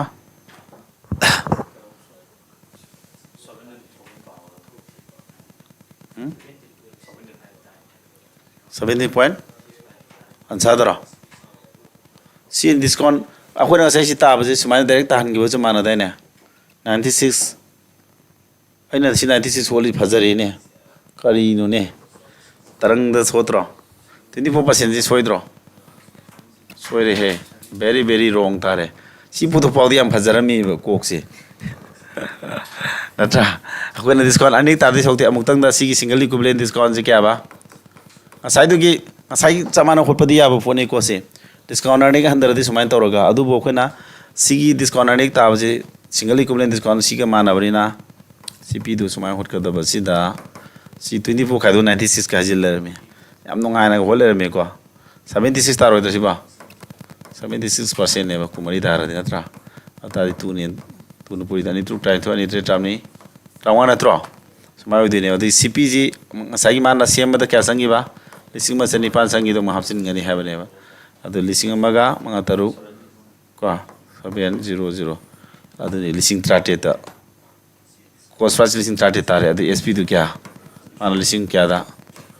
sidane adu ratio tak sabiro loire hom the 17 dagi 20 adu di 17 dagi kya no thongi ja tong modana to laktu ja adu di tong morom sakhi tare adu siani ma modi yaroi ata di 3 thongi na to 17 da adu di 3 by 17% putu ne pak sang da phone ko 1 by 70% is kya no ka ograba 1 by 17 ki di 5 wall kya dagi 15 by 17 ta da ma point na tra point di kya da 69% ta gi bra samai ta gi bra ta gi ko ata 3 by hara di 3 ne pure di omanga traunga target ma sorang no ko profit tani na guessing taw yare da se dum holo yare na tro samai lagi ni na 1 by 17% si weta 3 by 17 gi di 3 na si puri ra ne na tra si ade roi bra okay sina da de khoi su ka ori ni 5.88% na tra 5.88 adu ta di si yan kha da si omanga traung khutu puru pudu kitang hela ni 17 dang ya la ni ko adu mana guessing salo yare hare ko samana bani na ma'am samana ko samana phone si yaraba profit mas loss percent hang beji next kyan ta obra samana phone na amadu gyan ta disim yani ko sidi a dealer price an article ad lupalising kuntra the mark price over the successive discount sidi hoji du mana 24% adu mana lupalising sani adu di lupasi adu hairani sidi ko sidi no homak to zobe yare natra adu si single equivalent discount kya ta diba exam ni mana bra 2019 gi ni ko 2019 gi weraga exam same exam da samai to moi sip khena baje sip mana da baje SSG gi masing on thodu hangbiem leiba sidane han exam tharo mi do ko exam tha mi da sumai hangmani bai si pasilu hara du question khara sanaris he ko sigi single equivalent 24 ta gi dana adu palaga dum hol hoge yare dana sidi noi hosaro hairani ko maram de hojiki du ka samane masing no thokpani sidi a dealer buys an article mark at rupees this with two successive discount of 25 adam hong de have sin bilu picture ne ko adu amusi yole what is si samana re ko hairani da si Hervedra, speed the hollow, speed Pitaloro, Samana Fonina, Hamada Sida, see Posig Doctore, this con and visit 24% money hag record. See this con and PVC single equivalent discount 76% Lani, Gotanaga, Mangatu Kuntramati Kuntraunga, Traipan. The sea posemana Sanim thing, yeah, same mother. After the CPG Lupasitadra, Espina Cano, Espina Lupalising. Manga natra adu di resource hayare mari lek photo manga yorba ama tarani adu di mari mung ama tonge adu ta di 25% tonge dum har sinam thun ho jare calculation tab yarba gen amo oibani no ko mari mung ama tom modi gen percent 1/4 sumana ho jare ko 25% tarani tana sumasidi samana ramina wakhandu ko khanba larane piagi ta sume amare Pataman kom si suma dadi ko si dadi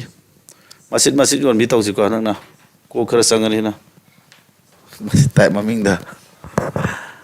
si di mo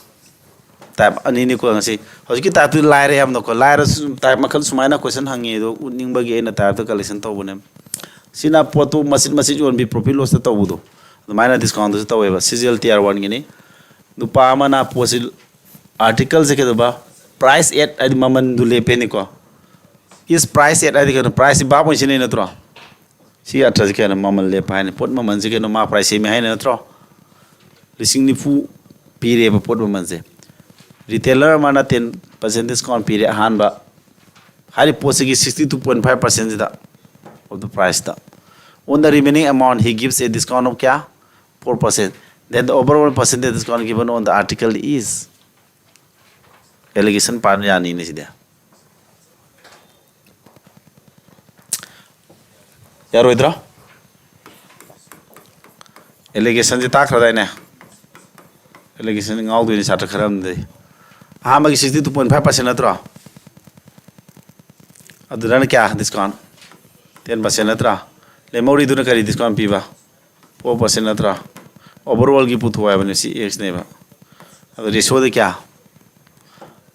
ahan bai saruk sina 62.5% natro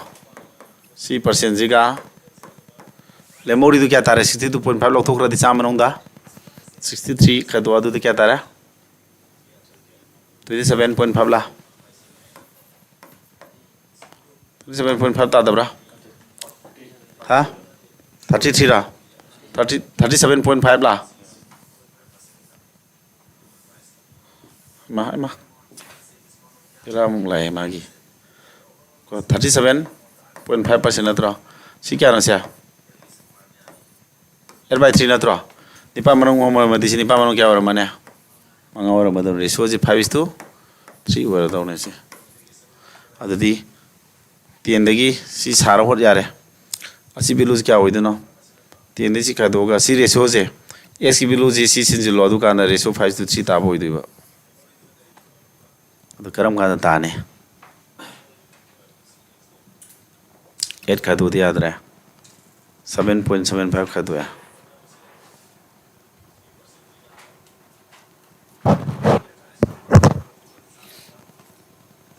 Epon 8 ka do ai khala sum 2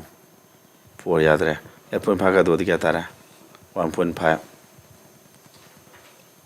epon 5 का 2 दी 4.5 Trauma ka mga home mga pan yate adagi 8.25 7.75 ka 2 na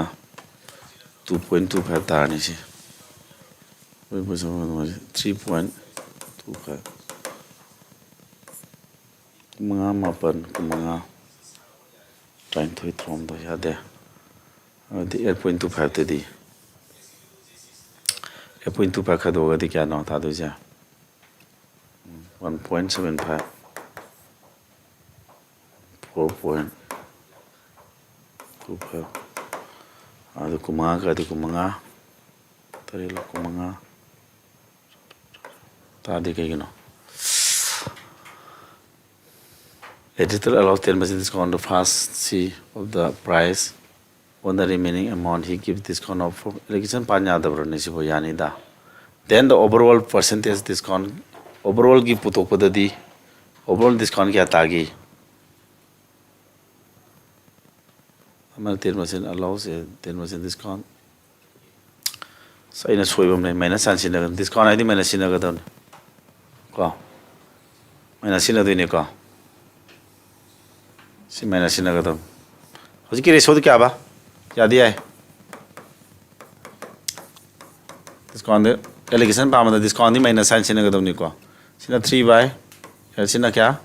5/n ini esok di 5 tu kya tahu apa? 3 tahu na tu.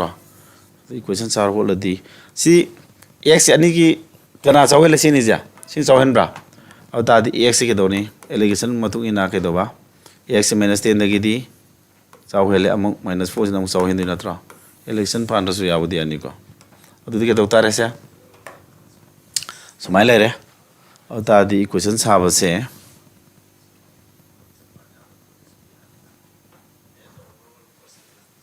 प्रियागी 6.25 हरीरो अब तारगदी si hot pagi di semala ni na. So budi masa kata tu terus ikan asal apa? Ek minus le mana le. Discount ni minus na tra. Si discount si minus tarak tu ni minus kya no. Adu tarak di. Matam budi sangye si na. Mayai puto budi matam sang mani allegation gitu ko. Semua mata ikan boy dia apa. अदुदी -4 दगी election मतम दि संग यादी है को या अदुदी होलो रोबिन उलम मगे दवनी -4 सिना साउहिन मनिना सिदम खदवनी माइनस हरगा x सोमदनामा x दगी माइनस दगी प्लस लाने अदुगा 5/3 सिमा दरो होलगी तालगे हमारी ट्राइन तो 5x plus mengatara yang kai katara LX tara 50 से minus ला आदि क्या तारा minus 60 का 2 ताबरा ऐसा 60 तो ये ना तारा Nipan taret yang kai taru. Nipan taret yang kai taru humpu. Humpu ini nipan taret yang kai taru humpu. Si tahu di taya di taru so. Si matam sange. Semai hota bana di fai ko. Si no hola si semai hola di kantre. To election pa madi ya do ko. Matam sanga da sangoi da ina su yum da han prepare to usna tam ni ko. Sanga ni semai toro. Question je. Sina di la ne mark price sina to pyramid je. Sigi kya ba han be saruk sina to. Sidai ji ke do ba. Mana 10% discount sigi si fraction form to ko fraction de kya ba ji ke do. 5 by ए नत्र मंगा थोक निपान सी मंगा थोक निपान क्या तारे mark price की मंगा थोक निपान दी निपान का दी मंगा कई तारा बा मंगा 5,000 तारे 5,000 के दी निपा 1,000 तारा बा सी मारा क्या था डिस्काउंट क्या 10% था नत्र 10% था क्या था 90% था ऑप्शन ला होइद्रा सी ना डायरेक्ट थूरने वो को अदु कुमांगा पंदी चनी कुमांगा 0 ने सुमायना योलने को मासी योले अधिक सिगे क्या सी प्राइस सिगे ले मौरी बसर है क्या तारे 3 by ए नत्र पुथोक्ता जो लिसिंग कुमंगा होदे लिसिंग 30 ने नत्र से पुथोक्तो से यारे लिसिंग 30 से नम के दोबा माना डिस्काउंट क्या था डिस्काउंट क्या परसेंट पी है ना 4% पी दी 96 by 100 लाने से माना क्या तारे अब तो पुइना रो 0 में रह 30 तरुक्ति मौद्रा 30 पंदी साम कुंथ्रोंगा द मौद्राब चलदी साम निफु मरी समाला बा तो टेल एसपी तो क्या था रे सी एसपी एनी से मान योले से 22500 का 14400 का योले तो क्या था रे 9 तरु अनि माउ सिदी योला द्रा तो टेल एसपी अदु ता मा क्या था रे की पुथोनी यारे देयरफॉर माना मार्क प्राइस तो सीधे लेर पोर्ट दो होजी माना एसपी से 36900 दा योले अदु ता दी माना तारी जी रेशो दो होलो जाए को 0 में हिंजिंग रबा 0 में हिंजिंग रे 0 में हिंजिंग रे तादी 0 नि कंदरा द फोन दे ले होरबा समरी को फोन दे ले बे अखन परसेंटेज हो नुगाय ना बने सी चाम थालो जारे को सी चाम थालो चाम थांगे दि फोन इन तो द्रा सी फोन इन तो क्या तारे मनी पन कुन थाट्रु को अदि मरी नि निपान तारा तारा दि मरी नि निपान कुन मरी मा कुन समाला ने अद सामने क्या नो तारीख पोसे सी 7.75 तारे दा ओवरऑल डिस्काउंट समाय खोलो सुये सिना दि खै फने बा यंदा प्राइस हैबदी माई टोटल एमपी दो मसाई एलिगेशन पानी है एलिगेशन में पुथो पोजे तुम खरा मतम संगन मनेबो को हैब्रा अदुने कांसेप्ट सु एलिगेशन ताक्ट्रि मिन ngawrom ba suye ba ani hot pe yaina nam fu du phone tabdu uning bai sum ut pe wane ko tam sange lupa ko mark price lu sigi 62.5% है निपान तो कोई मंगा नहीं निपान तो मंगा लिसिंग को मंगा से माना 90% था दिसी योले अदुगा लेमौरी बसर को आईडी रिमेनिंग जे लुपा लिसिंग प्राइस तो की सी लोथो की तार लेमौरी जे लिसिंग 30 आने से ना 4% था दिसी योले अदुदा पुन्ना योन ngami जे सिदनी माना पुन्ना योले ममन जे सिदनी एमपी ने सिनी अदुदी तारे जी क्या नो परसेंटेज पुथो डिस्काउंट परसेंट पुथो है बने दु रेशो दो पे याद ना एमपी के एसपी की रेशो साना होना रखने रेशो साब दा हम 400 निकलना 400 0 निकलना 369 तारे अदो अखोय नमक एमपी 100 ओरदी परसेंटेज पुथोक तो जाना 100 ताना होना बद फोन येले सोम फोन येन तारगदी सोम फोन येन तादी सोम फोन येन तोसी तारे साम दगी तारे पोतुनी बखोयना परसेंटेज हाइजी अदो सी साम ओइग्रमिन परसेंटेज पातो जारे असे फोन नेति होलम तारगदी परसेंटेज पाना ने समाना उठ पछ यारे को यारे यंदा होब्रासा इनको मथंग मिंगो रादासना माई पोची 25% above the cost price तक 25% हैंगल लगा लेपे माना हर पोची 35% पोची ना मार्क प्राइस जो ले 40% पोतु की 40% ने के दोबा 50% तारे वाले लेमौरी बुदना 20% नमु तारे वाले what is her overall percentage question इसी मध्य को सी फजे हम तो ट्राई तो रसिको पुन्ना तो मिनरसी नुन जतम हारो को रादाना माई पोसी 25% above the mark cost price है cost price तो अदुदगी 25% दी 125 गुड साइड पोट में यामनी को पोतु खजी खराक नातेबा अदो माने योलजी 35% of the goods at the mark price अदुगा 40% at the 15% discount ta thu yon ba and remaining at 20% discount what is har se dum yo smai the pot masing do ma le pot masing do ma'am 100 lo bra nungai ni ko 100 lo silo aduga lerek po maman ja pot amam da sam pi lo ro adu di mark price ma ke the pot amam the goods ke do ba 100 per ko item amam da sam pi lo je ba ko sorry smai do pot to samane ba CPJ 100 per item ne pot amam da lupa kya sam pi lo je mark price kya wore ne du dia 25% hengala le pamina 125 law per kari I think pot amam da lupa kya pi singane du dia pot samane ba pot amam da lupa sam pi lo se ba ota di pot amam man je 25% hena mark price to sema bani na sam ko nga pi rane hoji ke dore high posi ma leri posi manung jida hoji han bagi kya 35% je mana ke do mark price o lem natra SP putho hoji han bai 35% ai di sam ji ki 35% 35 tar hoidra si sam log yu nungai ne si kya jon doi ba si gi gucci samai toro ne 35% ai di pot 35% je kya ba manually di mark price o lem natro mark price kya no sam ko mana natro adu di SP ji 35 into sam ko manga la ne sumi ko adi amok 40% na kya da posi sam ji 40% 40 tar hoidro sina 15% ta thui sam ko ma pi bu 40 15 ta de kya sam ko ma pi bu 15% ta di 85 hale to yolo idro sumbra kumanga mari kana ya de ne manga ni pani fu ni to bai for si de sima man ji yon do re pot kya na pot ni fu ji ma ka yon di ba 425 bai 4 hai bu man ji yon do re ko suma ba adagi lemori bu na kya ba and remaining na lemori du na kya no kunthrawa ni fu kya tara 75 tar ba kumanga lemori dra kumanga lemori sina kya tar yo le ba 20% discount piraga kasai sam kumanga pi ba mark price sam kumanga ni sam kumanga dagi 20% ta di 80 by 100 yo lo moi dra kumanga mari ka di kun adu di kun manga di sam yo le hamna to sia adu kon be pot kumanga na lupa sam de yo le adu SPG total SPG putho ne ko adu what is our overall percentage gain adu di sip total CP di kya no pot samani lupa sam pi lera di punna lupa lising kya ta ni lising 10000 ta ni ko sima di khange adu total SP di putho te adre puina di si puina bagi je si puina di kunthanga se samana puina di sitara ba ko kunthanga sama kumanga masam kumanga trying to kumanga umdraunga da trying to absolutely umdraunga umdrate mari futare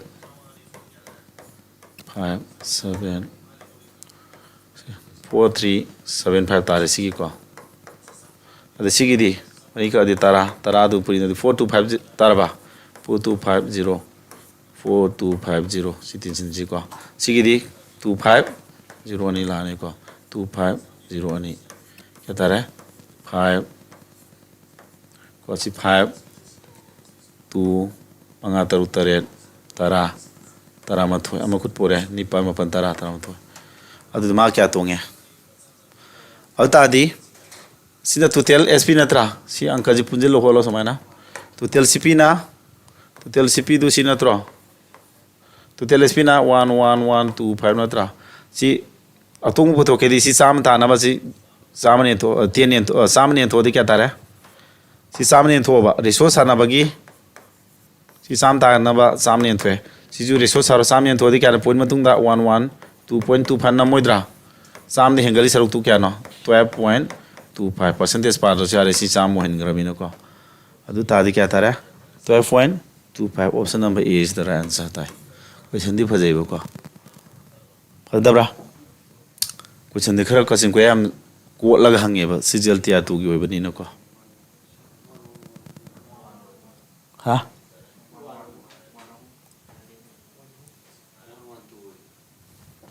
मंगा तरे का मंगा ट्राइन थोय निपान खदे ने यन बजिरा अइना सिदा वाना मा लौरे हन को सिगिजरा सी ꯑꯁꯤ ꯚꯦꯂꯨꯁꯤꯅ ꯅꯠꯇ꯭ꯔꯥ ꯑꯩꯅ ꯂꯧꯔꯤꯁꯦ 100 ꯌꯦꯟꯊꯣꯛꯑꯗꯤ 0 ꯅꯤ ꯀꯛꯈ꯭ꯔꯅꯤ ꯁꯤ 100 ꯌꯦꯟꯊꯣꯛꯑꯗꯤ ꯄꯣꯏꯟ ꯃꯇꯨꯡ ꯗꯤꯖꯤꯠ ꯑꯅꯤ ꯅꯝꯃꯣꯏꯗ꯭ꯔꯣ 1 ꯑꯍꯨꯝ ꯑꯁꯤ 2 ꯁꯤꯡꯈ꯭ꯔꯕꯅ ꯑꯣꯀꯦ ꯏꯕ ꯁꯣꯏꯕ ꯑꯩꯒꯤ ꯃꯥꯏ ꯊꯛꯄꯤꯁꯦ ꯑꯃꯨꯛ ꯇꯧꯔꯤꯅꯤ ꯁꯤꯅꯦꯕꯀꯣ 100 ꯌꯦꯟꯊꯣꯛꯑꯗꯤ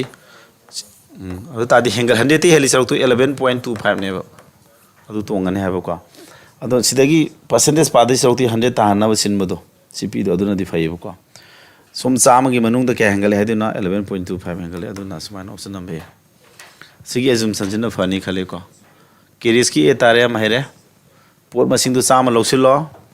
ꯄꯣꯠ ꯑꯃꯃꯝꯗꯨ 100 ꯄꯤ ꯂꯧꯔꯣ ꯑꯗꯨ ꯇꯥꯔꯗꯤ ꯇꯣꯇꯦꯜ CPꯗꯤ 100 ꯄꯤ ꯄꯣꯠ 100ꯒꯤ 100 ꯄꯤꯔꯗꯤ ꯇꯣꯇꯦꯜ CP ꯁꯤ ꯂꯥꯛꯑꯅꯤ ꯑꯗꯨ ꯃꯥꯔꯛ ꯄ꯭ꯔꯥꯏꯁꯇꯣ ꯃꯥꯅ 25% ꯍꯦꯟꯒꯠꯂ ꯂꯦꯞꯄꯃꯤꯅ 150 ꯑꯣꯏꯔꯅꯤ ꯁꯤ ꯑꯪꯀꯗꯤ ꯀꯥꯜꯀꯨꯂꯦꯁꯟ ꯑꯗꯨꯝ ꯆꯪ ꯊꯥꯕꯅꯤ ꯎꯄꯥꯏ ꯂꯩꯇꯦ ꯁꯤꯗꯤ ꯆꯪꯒꯅꯤꯕ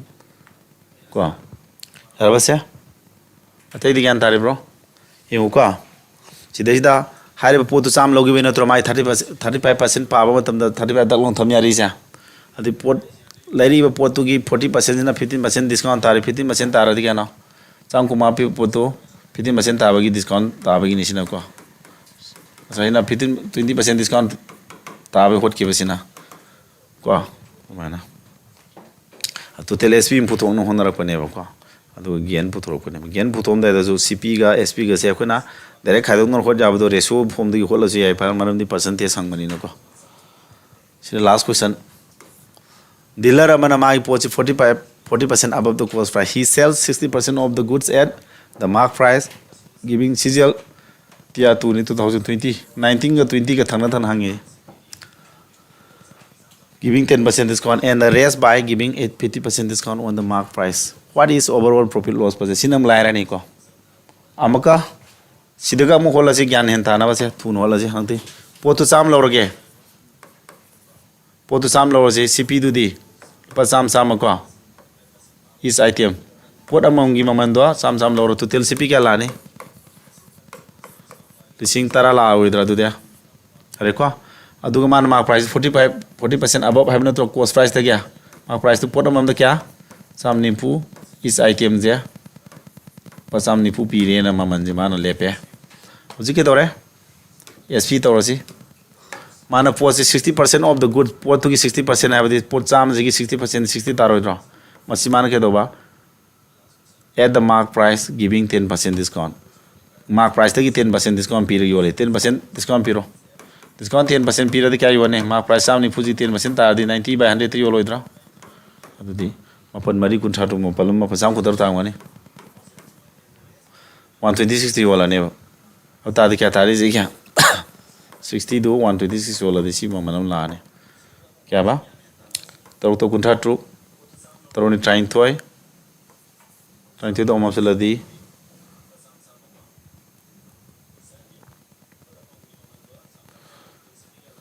I kawam ne kiran du lawe have ne do udre ne taru kun thatu taru ni train toy the train to do mapsala di traunga taru tarisi tare ko mathang da and the rest by giving lemori du 40% natro 60% do you grade ta di kya lemori ba 40% lemori du na kya da 50% discount tare yoli adu 40% jidi pot ni fu tare pot ni fu jidi sigma price di 50% tare kya no discount 50% tare di hoto sare ko 50% tare di tangkhai ta ba sama do lupa sama ni fu pi tangkhai ta di 70 yolo moidro 70 yola ne mari tare kunipan 00 adu total SP kya tare apa tara adu total SP du kya tare si tare sidagi adu di CP na SP na kya adu di sama thana ba kya no 100 yen thoi ko 100 yen thoi som 100 yen thoi di kya tare 103.60 natra sam di heli sar tu atung mani natro ata di atung mu profit 3.6 tare gen je myam 3.6 sam di heli ji kya no 3.6 heli smaina ho tare amo hot hogra di laire natra laire mana angkaji am hole aina tawbadi miscellaneous question khara di hapani ko hape try toro mo mi yam thubi do hosi matam di wara mani thinga mi no ko taimani hole miscellaneous question hosi ko nupa amana lairik sam lai lairik phong mi dagi aduga mana discount 25% phang le exam le vis da le exam le vis da mana 25% phang. He buys 50 copies from a retailer at a discount. He got a overall discount of Manipur overall discount pe phangi.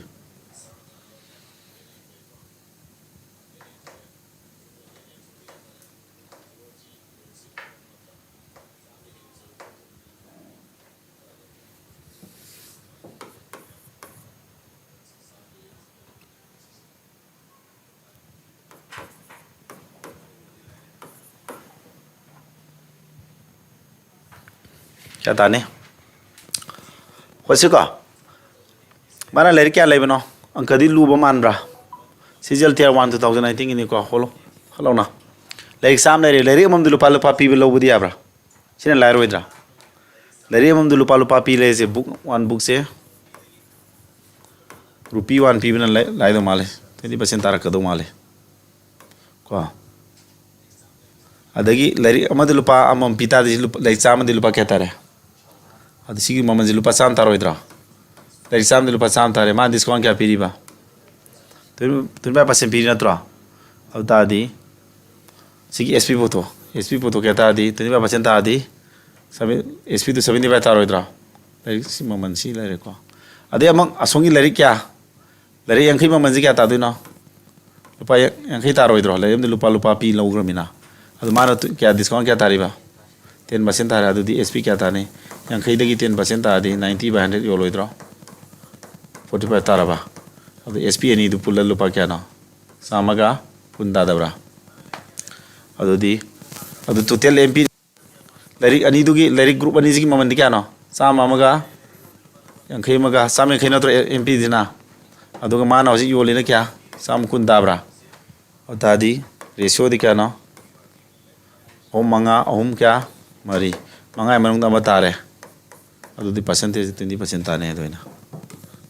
को हबा अदु तादि therefore मंगाई मनों दा बतारे सा मनों दा क्या no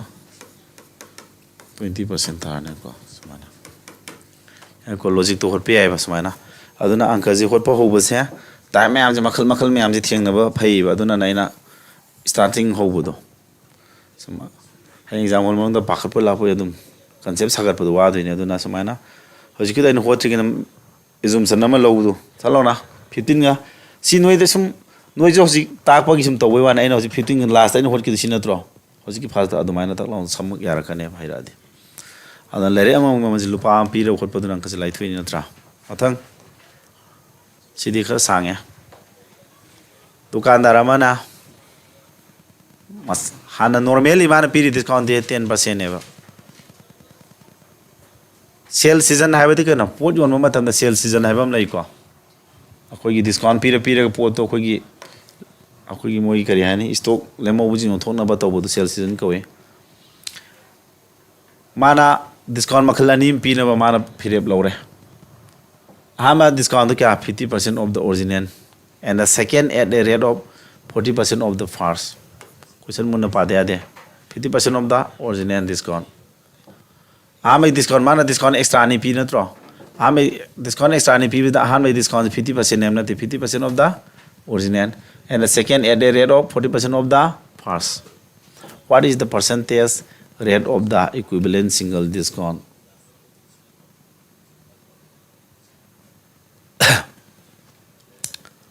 question जी single equivalent discount नते पुतोक तुजा सी पुतोक तुई ने अंक जी What is the percentage rate of equivalent single discount? Single equivalent discount percentage hang mane. Discount de kya no piri se. Question jine lu holle. Ai naning is. Discount de kya no? Ha ma discount 10% pira ba. Original discount na tro sina. Original discount du sire reko.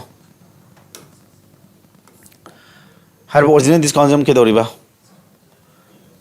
Mana mak sale season la pa discount ani mu pi na phire lo re. Ha me discount 50% of the kari hai. सिगी 50 सिगी original सिगी 50% तंखाय नत्रो क्या तारा अदु fast discount से discount अनि मान डिस्काउंट एक्स्ट्रा अनि पी दोरे को एक्स्ट्रा अनि दु मनुंग हान बसे के बाद सिगी तंखाय ने दु क्या तारा 50% आदि तंखाय ने 5% ने हाय नि बसे अदुगा अकोन बे सेकंड डिस्काउंट जना क्या नो 40% off the first 40% of the fast the fast kya na 5 na tro si 5% gi 40% di kya tare tare ani kun manga na tra 2% ta riba adu 2% tare si adu moi hom ji gi single equivalent discount pu thu hai kasi adu di kya tare si gi dia tara manga kaduna di tarangwa yang khai tarangwa da khai samela di 0.5 14.5 tara mani si sigi kya ta tarangwa le re ko ore puina ni yang khai di samela di 0.5 na tro adu 14.5 ta da sigi seni si paro holo tiang fitting single equivalent discount kya ta ni 14.5 ta roi dro adu ka naam pata re 2% jam pa do na tra kya ta re 16.5 to khara handara ni ko si khada tisna di kya ta re 16.5 to minus 14.5 ka kanaga 2 puina ga hane ni lak to ni basi na tro ani ni puina ani manga tara wana kunipa kuma pan tara mani ko kuma par 0.29 khadu tu na tra 0.29 wan la ni si tara mani are ko calculation kra thu tare sum dabra si tu ne tara dra ani manga tara kunipan si tu point ani manga tara 0 thanamoga 1 khud por pod kunipa kuma pan tara dra kuma pan do 100 ni tho di kya 16.5 haraga 0.29 natro adu si 0.29 khadu pudi 1 yaura ni dana sa 1 ohum 2 adu kya tare 16.21% smana e ko sa adu question ni mun na padra ga di ko fajabu question ni mix ko patang last question sina supermarket na sendong je yes discount on the total purchasing value and a bonus of sales more than C. What is the total sale value if it earns say? This question phase. Kya ta ni? Supermarket na tali si 5 whole 1/2% discount ham na tra. Total on the purchasing value mana pose leri pull up to give na discount si tai ta level and a bonus of C on sales more than lupa lising tarai matha waraga de hamna tra option de hor pan phani sumang ka si option tik to oti de phane si discount percentage to kya na ani manga tara 11 by kya ani manga tara 11 by tram thoi by 200 hairan fraction don thodi ko si discount na kya 1/2% ham na tro kya tara 1/200 na tra yang asi nana karam masal lo sige option na me tharo ne noina man ga daba ma hairo ni sumreng jine lak yang asi option do pan line ne question do gyan dar ba option do laga I explain to roge question do gyan dana kya option number d de hola jra D do mana hai what is the total sale value mana sale value do kya no ye if man an tori na kya si ta range adu di option D jo bola je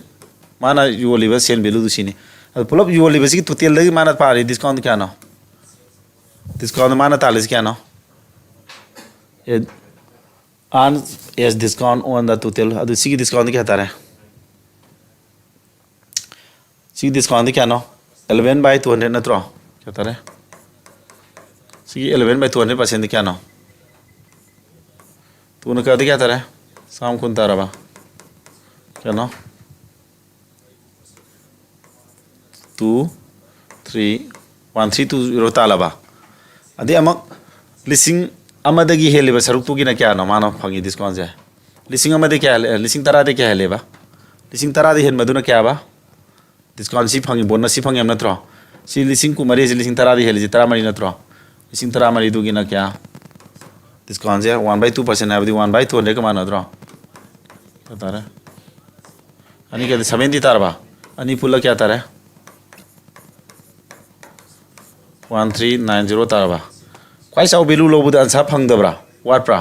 si tara mane du di yeng ase check to chu ka 340 ohum tu tel ji da mana phangi discount kya ne ba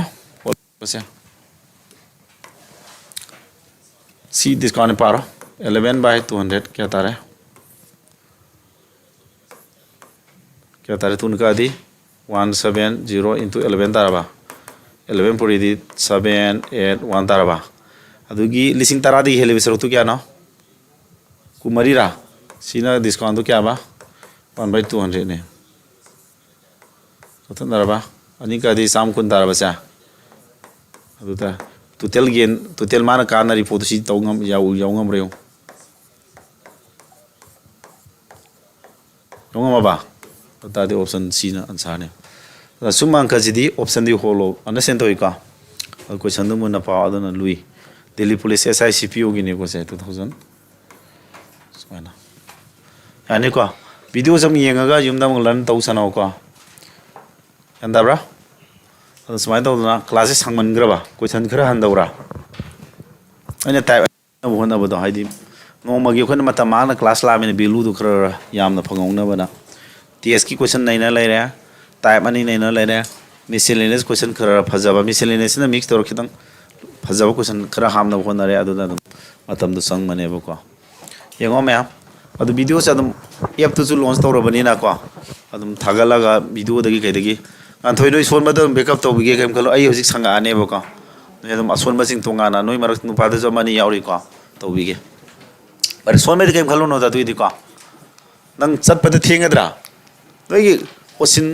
the हेंदी लाक दो वरमनी नंग थेंगा दि थिमबिउरा केम किरुनो दा हजिक मतम the थोना फबी ओइदे याद्राबने हजिक पिसुनो पाजु को मीने मी सारा जुगनी ना ma'am live class को मुझे publicly था बने को ngasi दी को लुसी लगे पब्लिक था भाई वानी प्रिया का केरिस का तनी खुमी से लाइव से प्रिया केरिस का तंगारा हंगद्रे केरिस का नानो खंद केरिस का ना ओइदि न कोई छात्र दी छात्र ने बा केरिस हम कन खुमी केरिस का इनो मिंग सिंग बखरी कवे मेसेज हम थाजलो यारे मैं